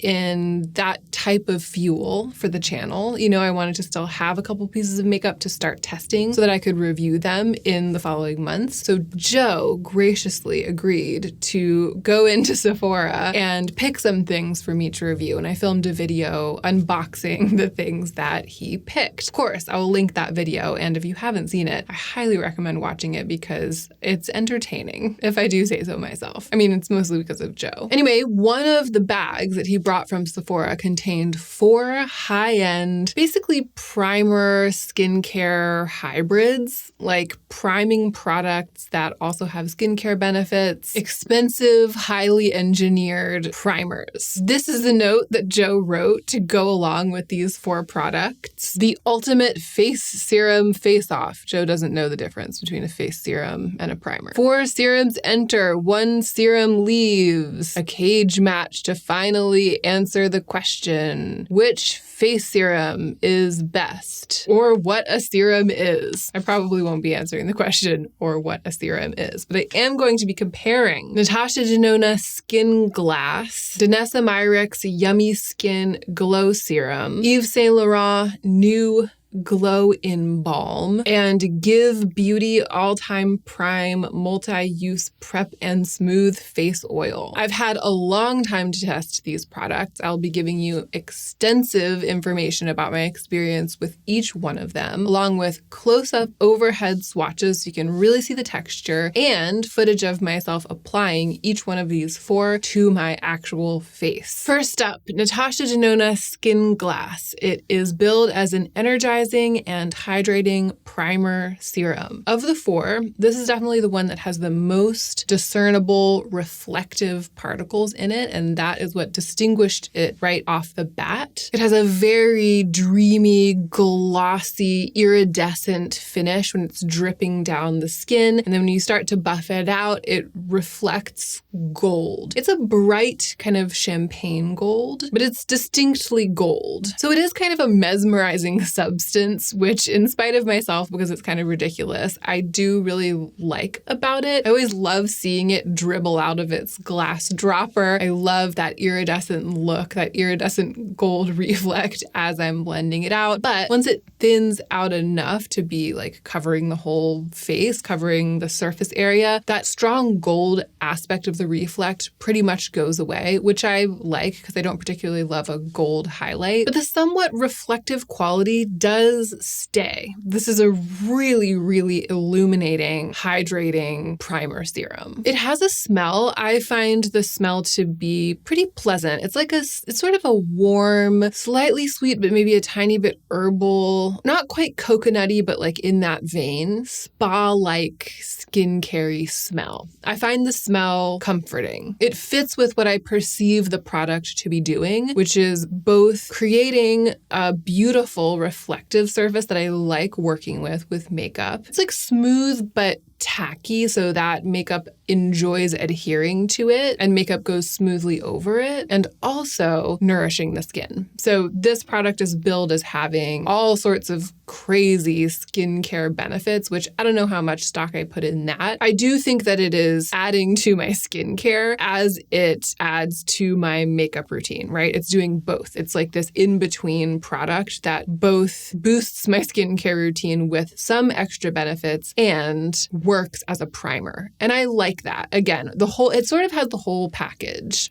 It's pretty thick. It doesn't sink into the skin, disappear. It leaves a presence on the skin. It has kind of a gel-like quality. It feels a bit like a gel serum. It's a quite viscous serum. And even after I've left it to sink into the skin as much as it's going to, it has a strong presence. And the presence is that kind of moist silkiness. Makeup is going to go smoothly over it, so that's the silkiness. But it doesn't have that dry to the touch finish of, I don't know, certain really silicone-y primers or old school pore filling primers. I am a big fan of this. I've really enjoyed using it. Of the four, it's the one that I've used the most. It's the one that I've gravitated to the most. I think that's partly because it has those really reflective particles in it, and I just like that. I like a little something something. I like a little bit of excitement. And I think it's also because of the skincare claims, the hefty skincare claims. The big strike against it for me as a makeup buyer and a makeup user is its price. I think if I were buying this like as my one primer, I would go through it really quickly. I could see myself buying it maybe every once in a while as a treat, going through it, and then going back to a much less expensive primer that I also enjoy, like the e.l.f. Poreless Putty Primer, to balance it out. But honestly, that's basically true of all of these. Like all of these are luxury primers. So maybe I should just put that right out here in the front. What I just said about price per use or cost per bottle and cost per use for the Natasha Denona Skin Glass basically would apply to any of these four if I decided to buy it for myself and use it up. If you have a bigger makeup budget than that and you're looking to fill every slot in your makeup routine with high-end things and you don't mind if they cost $40, $50 a month, then that's not going to be an issue for you. If you're trying to build a budget makeup routine, then any one of these products is going to be a splurge, going to be something that you might want to alternate with a much less expensive product that does kind of the same thing. And if I can think of any, I didn't prepare any like dupes for these as part of this video. If I can think of anything like that, some good suggestions, I'll put them in the description box below this video. So going forward, I'm not going to repeat myself about price anymore. I just got it out of the way here at the beginning. And I feel like it made more sense actually for me to give that little speech in relation to the Natasha Denona one because it's the one that I ended up liking the best.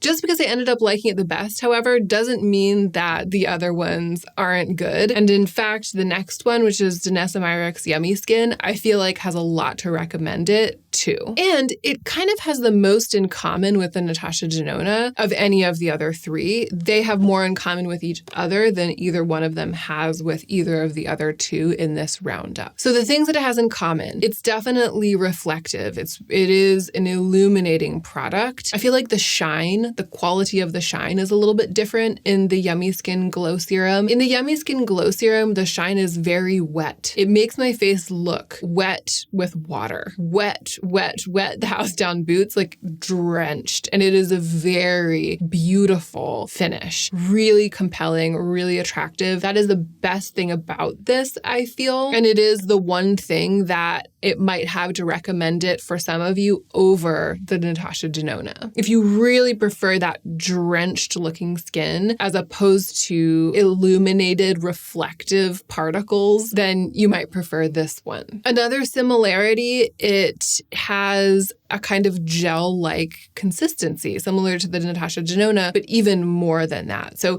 it's also billed as a serum, and I can see why, because it also feels like it's nourishing the skin. That wet look also has a physical property, right? It feels like it's making my skin really, really moisturized when I use it, which is fantastic. But it, more even than Natasha Denona, it feels like a gel serum, like a hybrid gel skincare product and lovely, thick, priming serum. And I hope that you'll be able to see that quality in the footage. You'll also be able to see that it has a bit of a tint when I first start blending it out. So when I first start blending it out, you'll see that it has a bit of a copper color and that really wet look shine. And I was concerned that it was going to basically darken my very, very pale face. But like the Natasha Denona, when it is blended all the way out, I feel like it pretty much becomes transparent. I think that there are some products like this that do a little tiny bit of brightening to the redness on my face. This doesn't. It might actually do a little tiny bit of darkening to the redness on my face, but it's so slight, that effect, once it's blended out, that it's no problem to counteract it with green color corrector or with the other base makeup that I'm using on that day. Like the Natasha Denona Serum Primer, it does set down to, again, like a very silky, prepped finish, that sort of tacky finish that's there to grip your makeup, but that's also moisturizing your skin. In this case, I feel like it sets down maybe a little bit less than Natasha Denona. So it stays a little bit more gel-like on the skin, a little bit dewier. That means that even more than Natasha Denona, it retains its visual quality through the makeup that you apply on top of it. With the Natasha Denona one, I do still end up with illuminated skin after I've applied my makeup, especially if I go kind of in thin layers. And you know, the balmier the product, the more like a tint the product is that I put on top of it, the more the finish is going to show through. But this does it even more.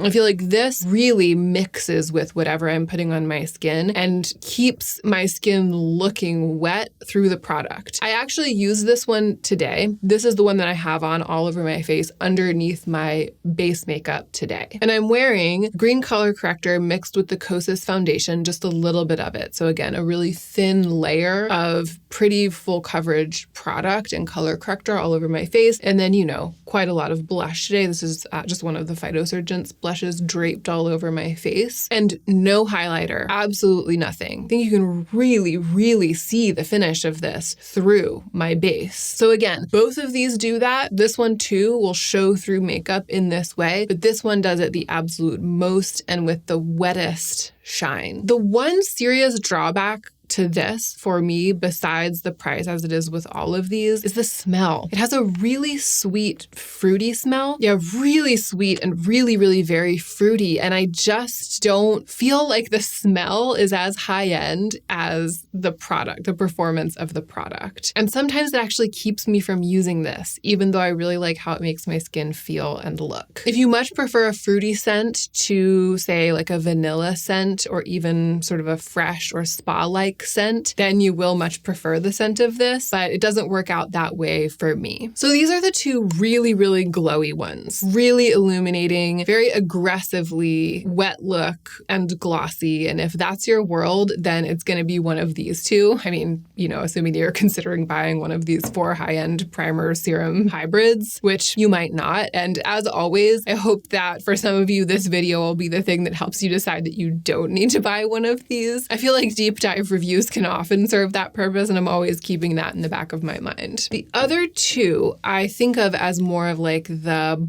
I don't know, like the satiny shine, the balmy shine products. The shine is just different with them. Starting with the Yves Saint Laurent Glow in Balm. And it's kind of right there in the title, right? It's a balm as opposed to being a serum or an oil. And it's called Glow in Balm, but there's nothing shiny in it. There are no reflective particles. It has a glow in the way that skincare makes your skin glow. I think that possibly the way they're able to make that claim is that because it is supposed to go after your skincare and kind of create a barrier between your skincare and your makeup, it is designed more to stay on the skin. It sets down a little bit. It definitely doesn't pill. None of these do. I mean, they're all really high performing. So it becomes one with the skincare and the skin in that beautiful way. It's very silky. It provides a beautiful surface for your makeup. So, you know, if I'm saying that the kind of glow it has is similar to the glow of skincare, you could say, well, yeah, but skincare, after it has that glow for a while, it all soaks into your skin and that glow kind of fades. Whereas this stays on the skin and continues to have that glow, which it does. And I find that if my makeup looks glowy in that nice satiny balmy way, because I've applied it on top of this product, which it often does, it will retain that quality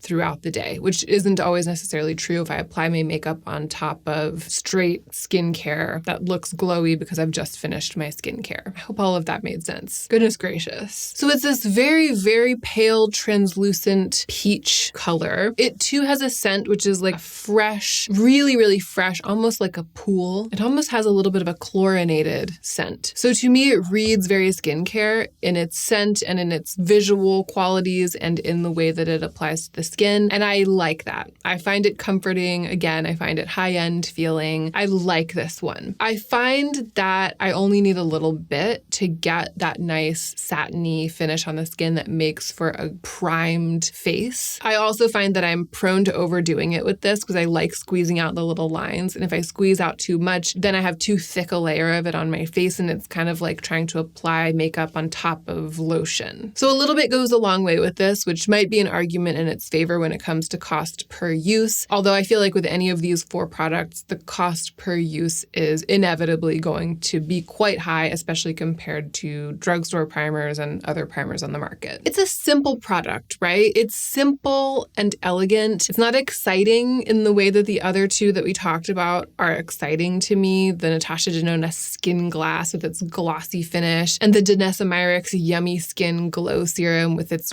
gel-like finish and its shine. This is a really austere product compared to them. I feel like what I'm getting is a pretty neutral, satiny, moisturized base that doesn't make too much of itself, smells a little bit antiseptic and a little bit designer, and overall just makes me feel like I'm engaging in this kind of minimalist, clean skin, final step in my skincare routine to prep my skin for makeup. I like it, but I feel like it's a lot about the experience and not necessarily offering anything remarkable in terms of the performance, like the finish. I think that the e.l.f. Poreless Putty Primer is actually a pretty good comparison to this for the way that it leaves the skin looking. It's just that this is a much more high-end feeling experience. And I actually do like the delivery mechanism a lot more with this than the putty format of the e.l.f., but it's several times the price. face. So again, kind of a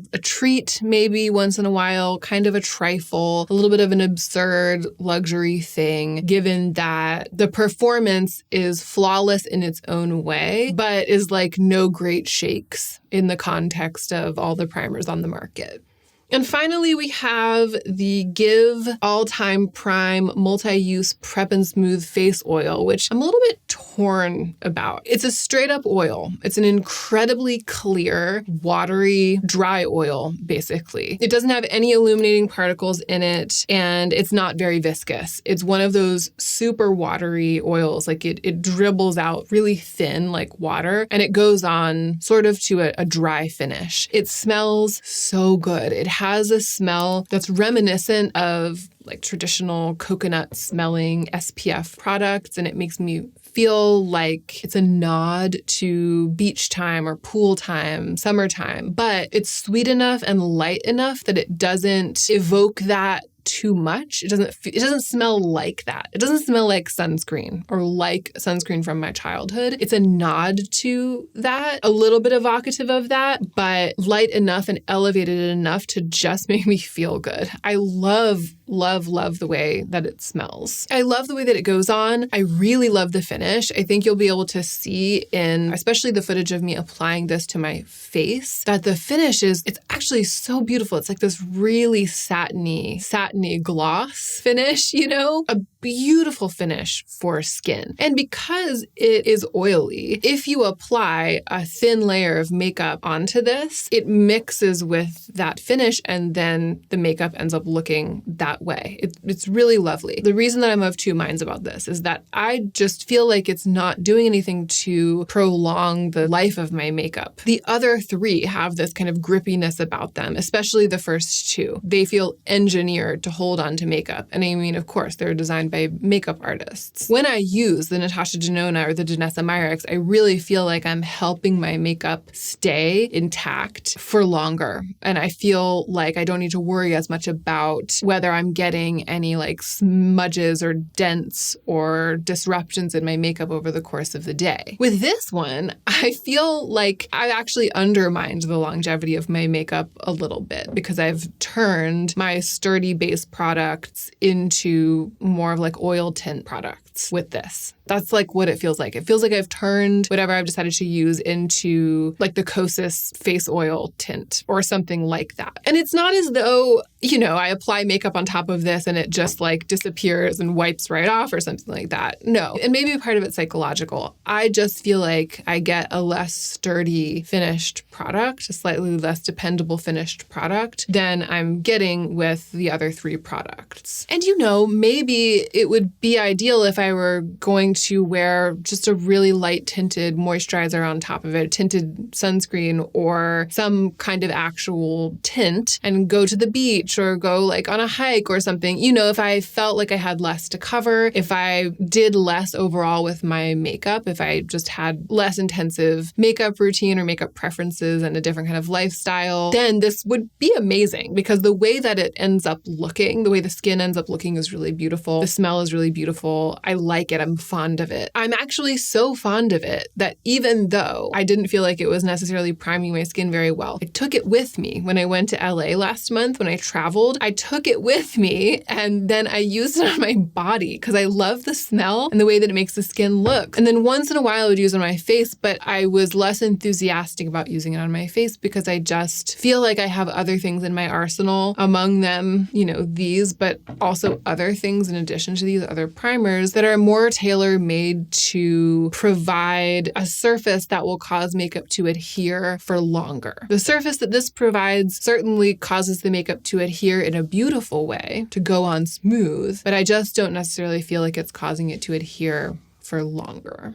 And that is pretty much it. Let's do a quick ranking. So I have used the Natasha Denona one the best. I feel like it has that combination of innovation and excitement and claims and cosmetic elegance and intrigue that causes me to reach for it over and over. And then I find it quite dependable. I think that I've used the YSL New Glow In Balm the second most because some days I don't feel like dealing with that extreme dewiness that is what it is. Sometimes I want just a little bit more of a neutral finish, something that has that soft glow, but isn't really dewy and drenched looking. I feel like about half the time that's what I want, especially on less makeup days or no makeup days, even though it's less intriguing to me than all three of the others actually. I have found myself using this one, I think, almost as much as the Natasha Denona. And then the other two are kind of tied. On my face, I've definitely used the Danessa Myricks Yummy Skin more than I have used the Give oil. So in terms of which one I've used for the intended purpose, the Danessa Myricks would take third place, and it's the one that I think I like third most. But I've actually opened this bottle and squeezed drops out of this more than I have done with this because I love the way that it smells. And again, I don't really like the way that the Danessa Myricks smells. And I like putting it on my body and on the backs of my hands. And sometimes I just rub it into my cuticles. You know, I've sort of been using it willy-nilly as an all-purpose oil, which might be irresponsible of me, but that's what I've been doing. And it's been the smell and that lovely watery texture and the dry finish that has caused me to do that. It's not just because it's like, oh, I need an oil, I'll grab this one. It's because the experience is satisfying. The experience delivers. So I've been trying to find ways to use it, even though I don't particularly love it underneath makeup, especially not for long days of filming. Okay, we did it. We did it. I delivered the ultimate face serum face-off, or did I deliver it? Because Joe's note says 4 serums enter, 1 serum leaves. If it were the ultimate face serum face-off, if 4 serums entered and 1 serum left, or, you know, priming face treatment, because really only 2 of these are serums, and really they're all primers, not serums, Joe. If I could only keep one, I would keep the Natasha Denona. But all 4 of them have things to recommend them, and they're kind of different things. So it's been such a pleasure testing all of these primer skincare hybrid things, and it's been a fun and textured experience because all 4 are slightly different, even though they basically all are supposed to do the same thing or serve the same purpose. All right, y'all, here it is. Unboxing ASMR. So here's what was inside.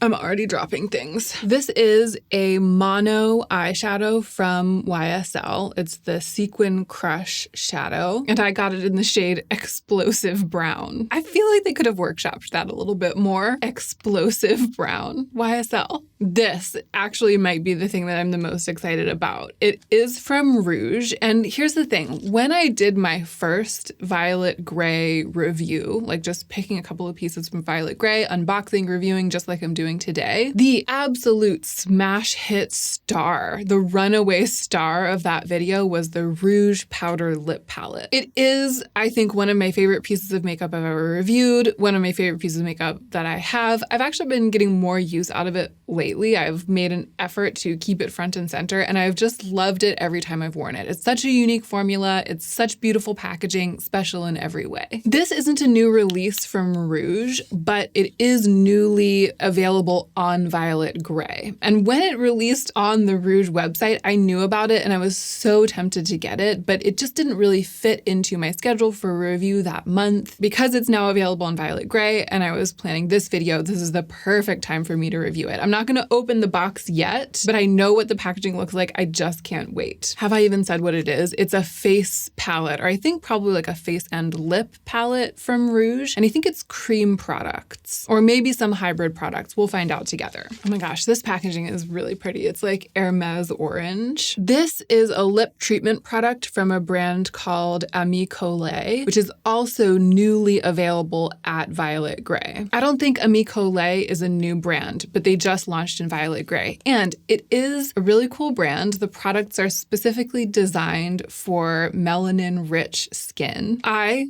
as you can see, am not blessed in that department, but this product, unlike most of them, is one that is versatile enough that I can review it. So I got it so that I could spotlight the brand. I believe that Violet Grey is carrying the entire line. There's some beautiful complexion products, and when I looked over the selection, I was like, this looks really cool. And of all of them, this looks like the product that I can review. I'm really happy to see COLÉ at Violet Grey and wanted to support that. And here we have of probably the reason that I decided to do this now, because this video has been in the hopper for a while. It's been on the to film in the near future list, but I was waiting to feel like I was in the right month to spend part of my monthly budget for review on this video. Last week, I became aware that this brand is available at Violet Grey. I don't think that I knew that they were launching at Violet Grey, and I saw that they were doing like a free case thing, a gift with purchase thing that made it much more realistic for me to include this brand in this review. The brand is La Bouche Rouge. It's one of those like incredibly alluring, beautifully marketed niche beauty brands. I mean, look at this. Look at this. The letterpress printing typography, the raised embossing. So the deal with La Bouche Rouge, they make these lip colors, lipsticks, and I think they specialize in like perfectly tinkered with red tones and neutral tones for the lips. And the deal is that the packaging, I believe, and I'll go ahead and open this because I don't want to give you false information. Yes, I was correct. The packaging is cardboard. Like the lipstick bullet packaging is cardboard.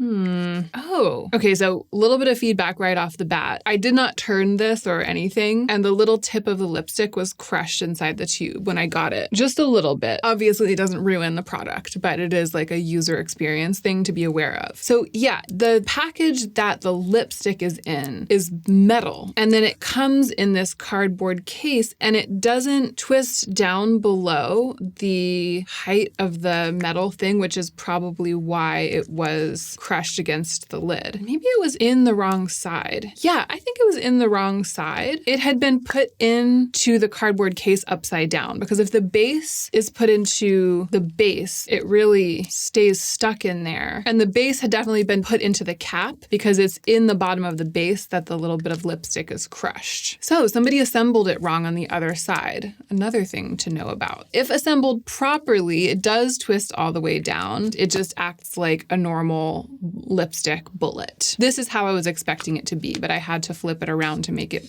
work properly. Going back to where I was before I opened it and realized that it had been put in there upside down. The lipstick bullet is paper, which I think is phenomenal, and it's very aesthetic. I don't feel like anything's been lost in the packaging, and you know, it's extremely sustainable. I absolutely love this idea, and I love the way that it's been executed. But the other thing that's really alluring about the brand is that they offer these paper packaged lipsticks, and then they also offer cases, like really luxurious refillable cases in leather and faux leather. When I was thinking about placing this order last week, they were doing a promotion. I think that La Bouche Rouge is actually doing this promotion across their platforms. It was a free case promotion, and the cases are much more expensive than the lipsticks. And this is the thing that had kept me from picking this up for review any other time, because it was just going to decimate my review budget in any given month to get one of these cases. But if I was going to do it, I was going to want to review a case. They really went to town on this. Joe has lately been saying that everything's going to town.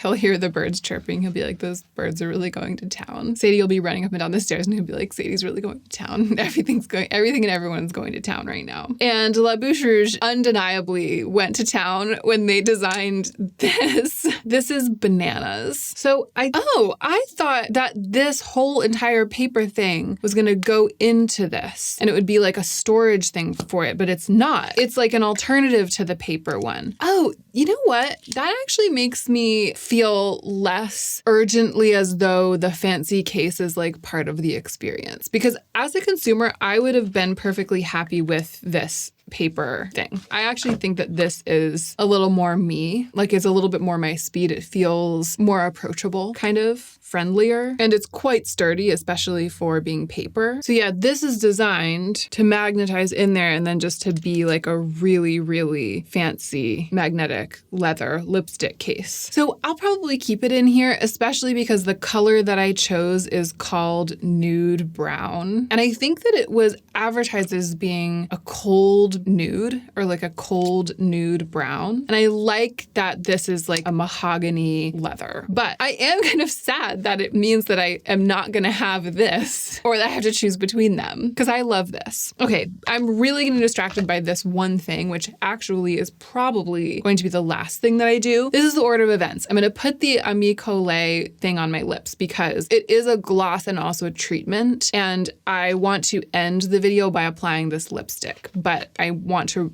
review them both for you, or at least go through the experience of putting them both on. So I'm going to put this on. I'm going to use Explosive Brown by Yves Saint Laurent on my eyes, see how that goes, put on a little mascara. Then we'll play with the Rouge face palette, and then we'll finish with the Bouche Rouge lipstick. What a day. What a video. What a job.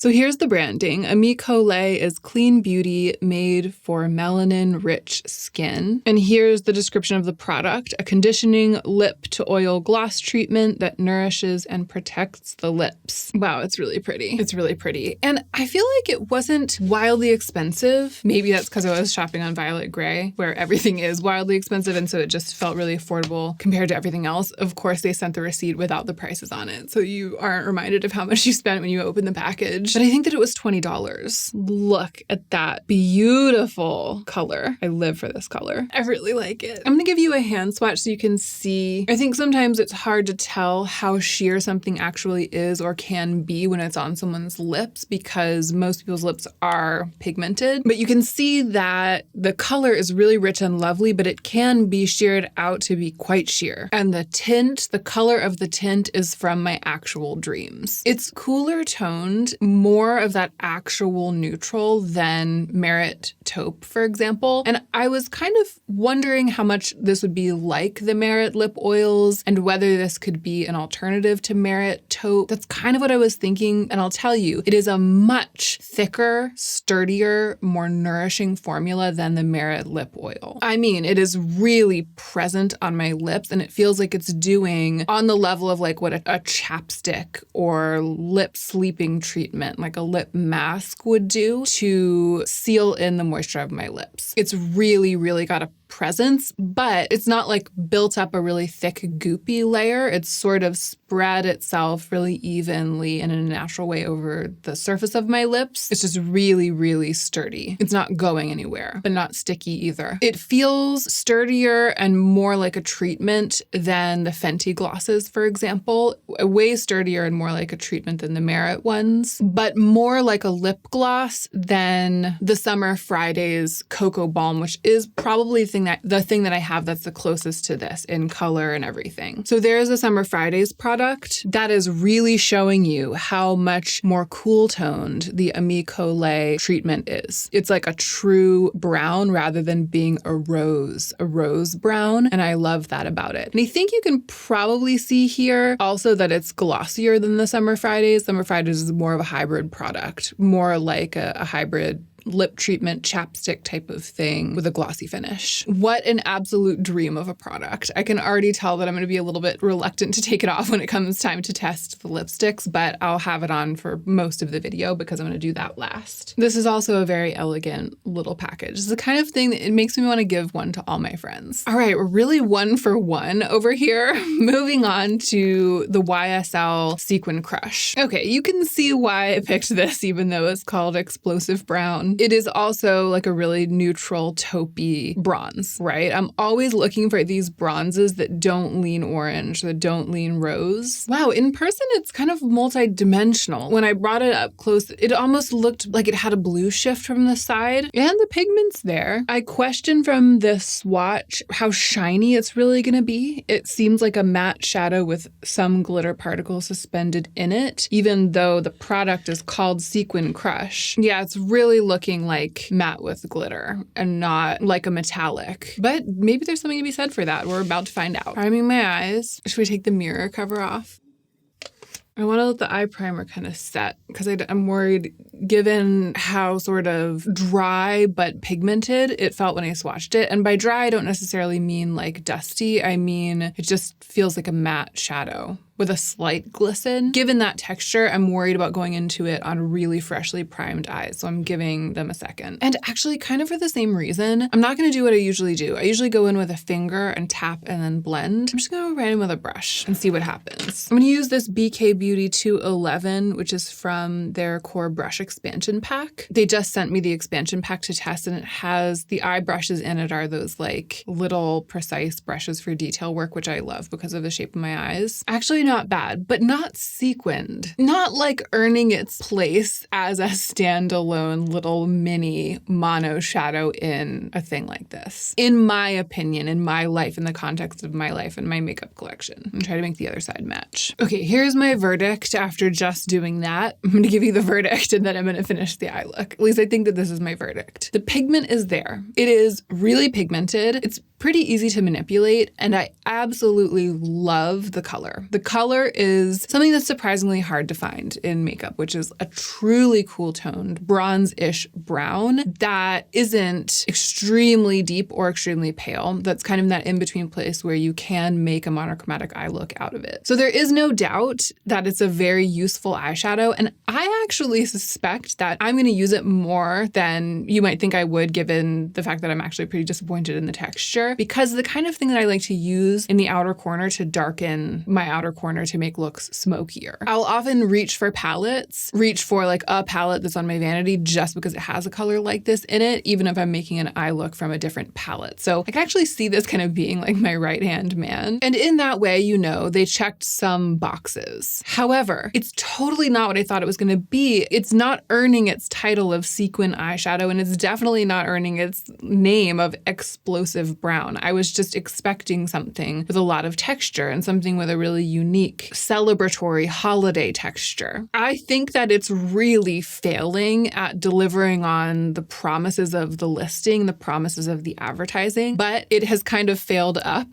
for me in my life because as a failed explosive brown sequin shadow, it actually is a really practical, cool-toned, grungy bronze matte that I'm going to end up using a lot. But that's kind of a coincidence, and I really don't think that it deserves any credit for that. I'm going to put it on the lower lash line. I'm using the pencil brush, the 210 from the same BK set. Now I'm going to use this slightly fluffier brush from the same set just to try to get a bit more diffused of a blend. Not adding eyeshadow, just blending what's already there. Yeah, the texture is a fail. It's not just that it's not a sequiny, creamy, textural delight like I thought it was going to be. It's actually a little bit dusty. It's just like a little bit hard to blend. And you know, I assume that it's kind of designed for really, really subtle washes of color, maybe even subtler than what I've done. And curiously, I've kind of been into that lately. There have been a lot of days when I've just tapped a fluffy brush into one of the shiny Pat McGrath shadows in the Holiday Quint that I reviewed and washed such a light wash onto my lids that you can't really tell that I'm wearing eyeshadow. It's just like deepening the lids a little bit, almost staining them with color. Kind of like what I imagine the Chanel quads are designed for, the Tom Ford quads are designed for. I've just been getting into that look a lot. And I feel like this is probably designed a little more for that even than for this. And you know, I'll probably wear it that way. But I just wish that I was getting a little more satisfaction from the texture.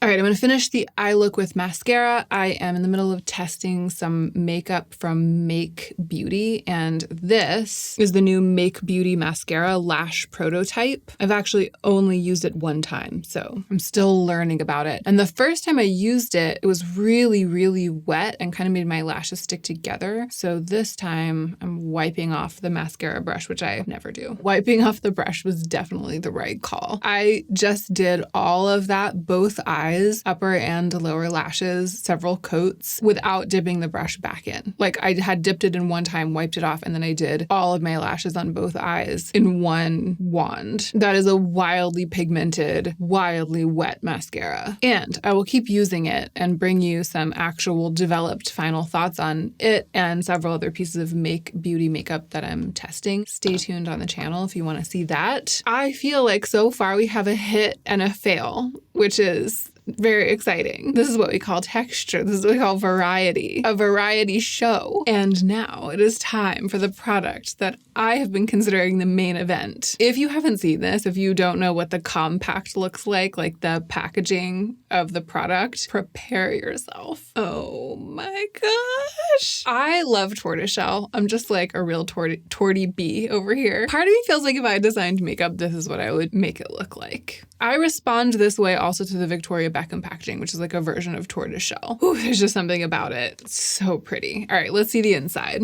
It's looking pretty pink to me in this moment. Like the 3 at the bottom are looking pretty pink. The 3 highlighter colors are looking amazing. Yeah, this looks really great. Like kind of a neutral, soft rose. The watermelon looks really alluring, but like the kind of thing I might not end up using as much as I think. And this looks like something I might end up using more than I think. Oh yeah, that's pretty. Oh yeah, that's also pretty. Okay, they're prettier than I was worried that they would be. Oh, and these, I keep forgetting they're cheek products. It's like a face palette. They can be used on the lips. They're really cheek products. So I can kind of use them all. Oh yeah, the pigment's there. Oh, maybe I should give you swatches like a real beauty guru first. Oh yeah, look at that pigment. Okay, so they are more neutral than I thought, right? More wearable, especially that center one. That is beautiful. Really, really pretty. They have that nice kind of formula that when you swatch it, it's like, it transfers completely onto the new surface. Yeah, I think I'm gonna like this. I'm going straight in with the brush on that center one and look at that. Look at it on the brush. I feel like we're going for khakis, like children running through the fjords, right? I think that's what we're doing. Oh yeah, this is very bright on me. It's bright on me, but it can be blended out to be translucent enough that the color can work. It also clearly can be built up enough to hold its own even more. I think the formula is quite versatile, but for me, it's definitely gonna be this color. Right? That's the one I'm gonna like hit pan on that color. And the other 2 I'll probably occasionally dip into, accent the cheeks or to use on my lips, but really this is the one for me. It's a surprisingly kind of desaturated rose. I'm pleased to find that color in here. What's going on with these? Yeah, they're kind of creams too. I just feel like I'm gonna destroy this palette. I feel like I'm gonna use it a lot. Oh, swatches. Sorry, those are wretched swatches. I'm overexcited. I don't really like the gold one for me, but the other 2 I really like. They're also not looking that shiny. You can see it's sort of a soft shine, which I actually also like. I feel like that's gonna be nice. It's gonna be nice on like no makeup days. Let's see how they look. I gotta get these swatches off my arm. Okay, how should we do it? I love applying stuff like this with a brush, so I kind of want to do that. I want to do what I like doing. I'm going to go into the sort of really pale pink. The light is handling it really well. Like that looks good on camera, you know, it looks really shiny. But I'll say in person, this is a softer highlight than we were seeing like in the olden days on YouTube, you know? It's definitely not one of those hyper metallic reflective highlights. It's a soft, wearable, like blend into the skin type of thing, which I actually think if I were choosing, that's what I would choose. I'm not saying it's not shiny. I mean, clearly it's shiny. And I actually think that it's reflective enough that the shine particles in the product are softening the color of the blush, which for me is good. It makes this palette even more wearable. I'm gonna put a little bit of the rosy brown. Oh yeah, actually that's much more pigmented than I expected it to be. Wow, so this brown highlight is more pigmented and more cool toned on the skin than I was expecting it to be, which is great. That speaks to the versatility of this product. I think that it's gonna work for a lot of people. For me, it means I'm going to have to be a little bit more careful with that one, but I think it's especially going to be nice kind of as like a really glossy melt into the skin bronzer if I use it sparingly when I'm not combining it with a whole bunch of other things on my cheeks, but just as like a gloss over the cheeks. I look forward to trying it that way. Maybe even as a lip product too. But for now, I'm going to stop with the cheeks and I'm going to put a little more complexion product there because I think that those highlighting products crept in a little too far. I'm just using my NARS spot concealer because it's what I have down here. And the Make powder, again, is one of the products I'm testing. Yeah, I feel like the highlighters really caused the color to melt into the skin, and I'm very happy with this. I was really, really hoping that it would be like this. That it would be pigmented, but that I would be able to apply them in a way that makes it look like the skin is kind of glazed. Also, it feels like they're not greasy. You know what I mean? I don't think that they're gonna set completely like chemically, like Charlotte Tilbury Hollywood Spotlight Wand, like turn into something dry, like a liquid eyeshadow that actually sets. Because they're in a pan like this, I wouldn't expect them to do that. But it does seem like they're doing that thing where they kind of reform on the cheek and they're much sturdier than just like pigment mixed with Vaseline, you know? I feel like this did deliver on what I was expecting it to do, and the packaging couldn't be better. As predicted, the moment has arrived and I'm feeling reluctant to wipe off the COLÉ lip treatment. Sad. It is not goodbye, COLÉ. It is à bientôt. But we had to do it in order to test this wild thing, La Bouche Rouge Serum Rouge Satin. So I think that they have a balm and then they also have a matte formula. And this is the standard lipstick formula, like the satin formula. But I didn't realize it was called Serum Lipstick Satin. In the shade, what's it called again? Nude Brown. Here we go. Oh, I'll show it to you.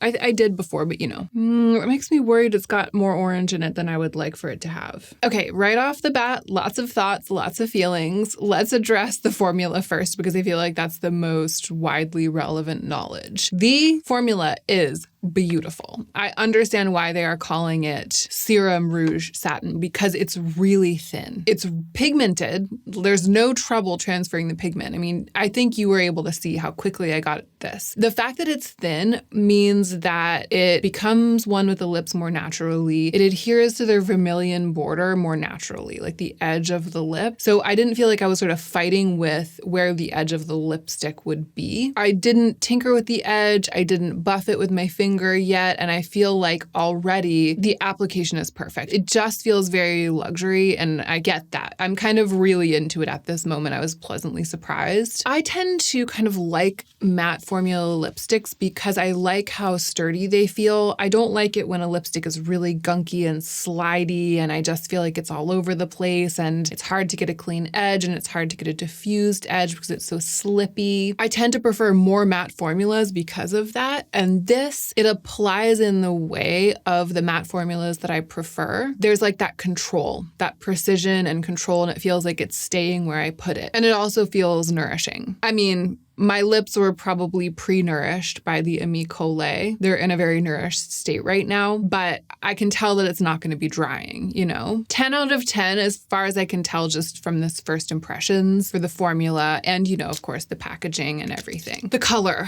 I'm not going to sit here and say that it's not a pretty color, okay? Because it's got two things going for it. It's a pretty color in isolation and it's not unflattering on me. A lot of lipsticks in this tone range are unflattering on me. They look kind of like this sickly orange. And this does not look like that. However, it's not nude brown. It's not neutral on me, right? And again, I'm very pale and I think there's a green undertone in my skin that kind of pushes lipsticks in that orange direction. It has been pushed in that direction, but it hasn't been pushed so far in that direction that it's gone to unflattering orange. So I appreciate that and I'll be able to wear it, but I'm not going to be reaching for it when I want to finish an otherwise kind of bolder, colorful look with a really, really wearable neutral nude brown, which is like what they promised me. I'm going to be reaching for it when I want to wear a really pretty, rich, kind of sunsetty pink. It's almost like NARS Catherine. I used to have this really pretty kind of watermelon coral lipstick called NARS Catherine. It's like a slightly, but it wasn't called NARS Catherine. It was a NARS lipstick called Catherine. And it was a really pretty lipstick in isolation. And then on me, it was quite bright and coral. I feel like this looks almost like NARS Catherine looked in isolation. So it's a nice thing to have, right? It's very wearable. It's just more saturated than I was expecting it to be. It's like a peach. It's like a really, really pretty peach. I just worry that I won't wear it because I'll either be wanting a really neutral, like less statement lip, like something like I had on before, or if I'm going to wear a statement lip, I'll want to wear a red because I love a red lipstick. I feel like no matter how pretty it is, I know myself and I'm worried that I just won't wear it enough to have like made it worth it if, for example, I had just been a consumer buying this because it was the makeup that I thought I wanted to wear. But what do you think of this lip color? Is it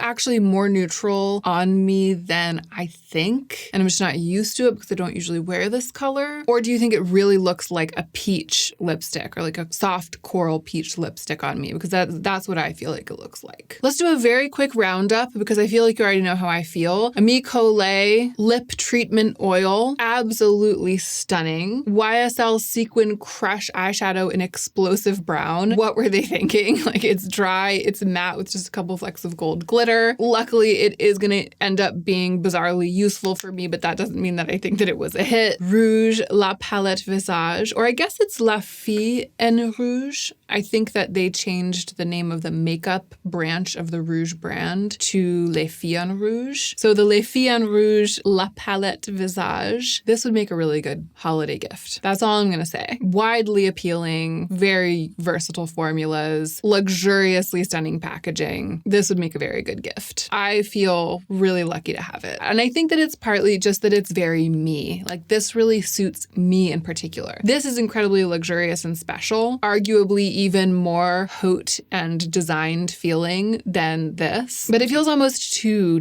that for me, like wildly expensive sort of luxury for the sake of luxury. And of course it's special to have, but it's not giving me that same tingling in my loins that this is giving me. Like, this is just the one. For all that though, the formula is impeccable. The color is really pretty, even though it's not as neutral as I was hoping that it would be. And if you are in the habit of getting gifts that are this fancy for your friends or loved ones, or receiving gifts that are this fancy from your friends and loved ones, this would also make a really, really good gift. I think you probably can't go wrong with giving this to anyone, again, because the formula is so well executed. So that is it. What fun. My second ever Violet Grey haul, exploration of luxury makeup at Violet Grey. I feel like it's my second annual. Maybe this is something that I do annually. And I hope that you enjoyed going through this with me, seeing me unbox this, seeing me discover these products. We'll make absolute sure to come back in a future video and report back. I want to know if these two products, the COLÉ and the Rouge palette, are going to become beloved staples in my life over the next couple months, just as I currently suspect they're going to. I want to know how much I'm actually going to end up using this YSL Explosive Brown. And of course, I'm curious to know whether I will actually end up wearing this lipstick or if the color will deter me. So stay tuned, make sure you're subscribed, and don't forget to take extra good care of yourself so that you can be the most effective version of yourself as you do your work in the world.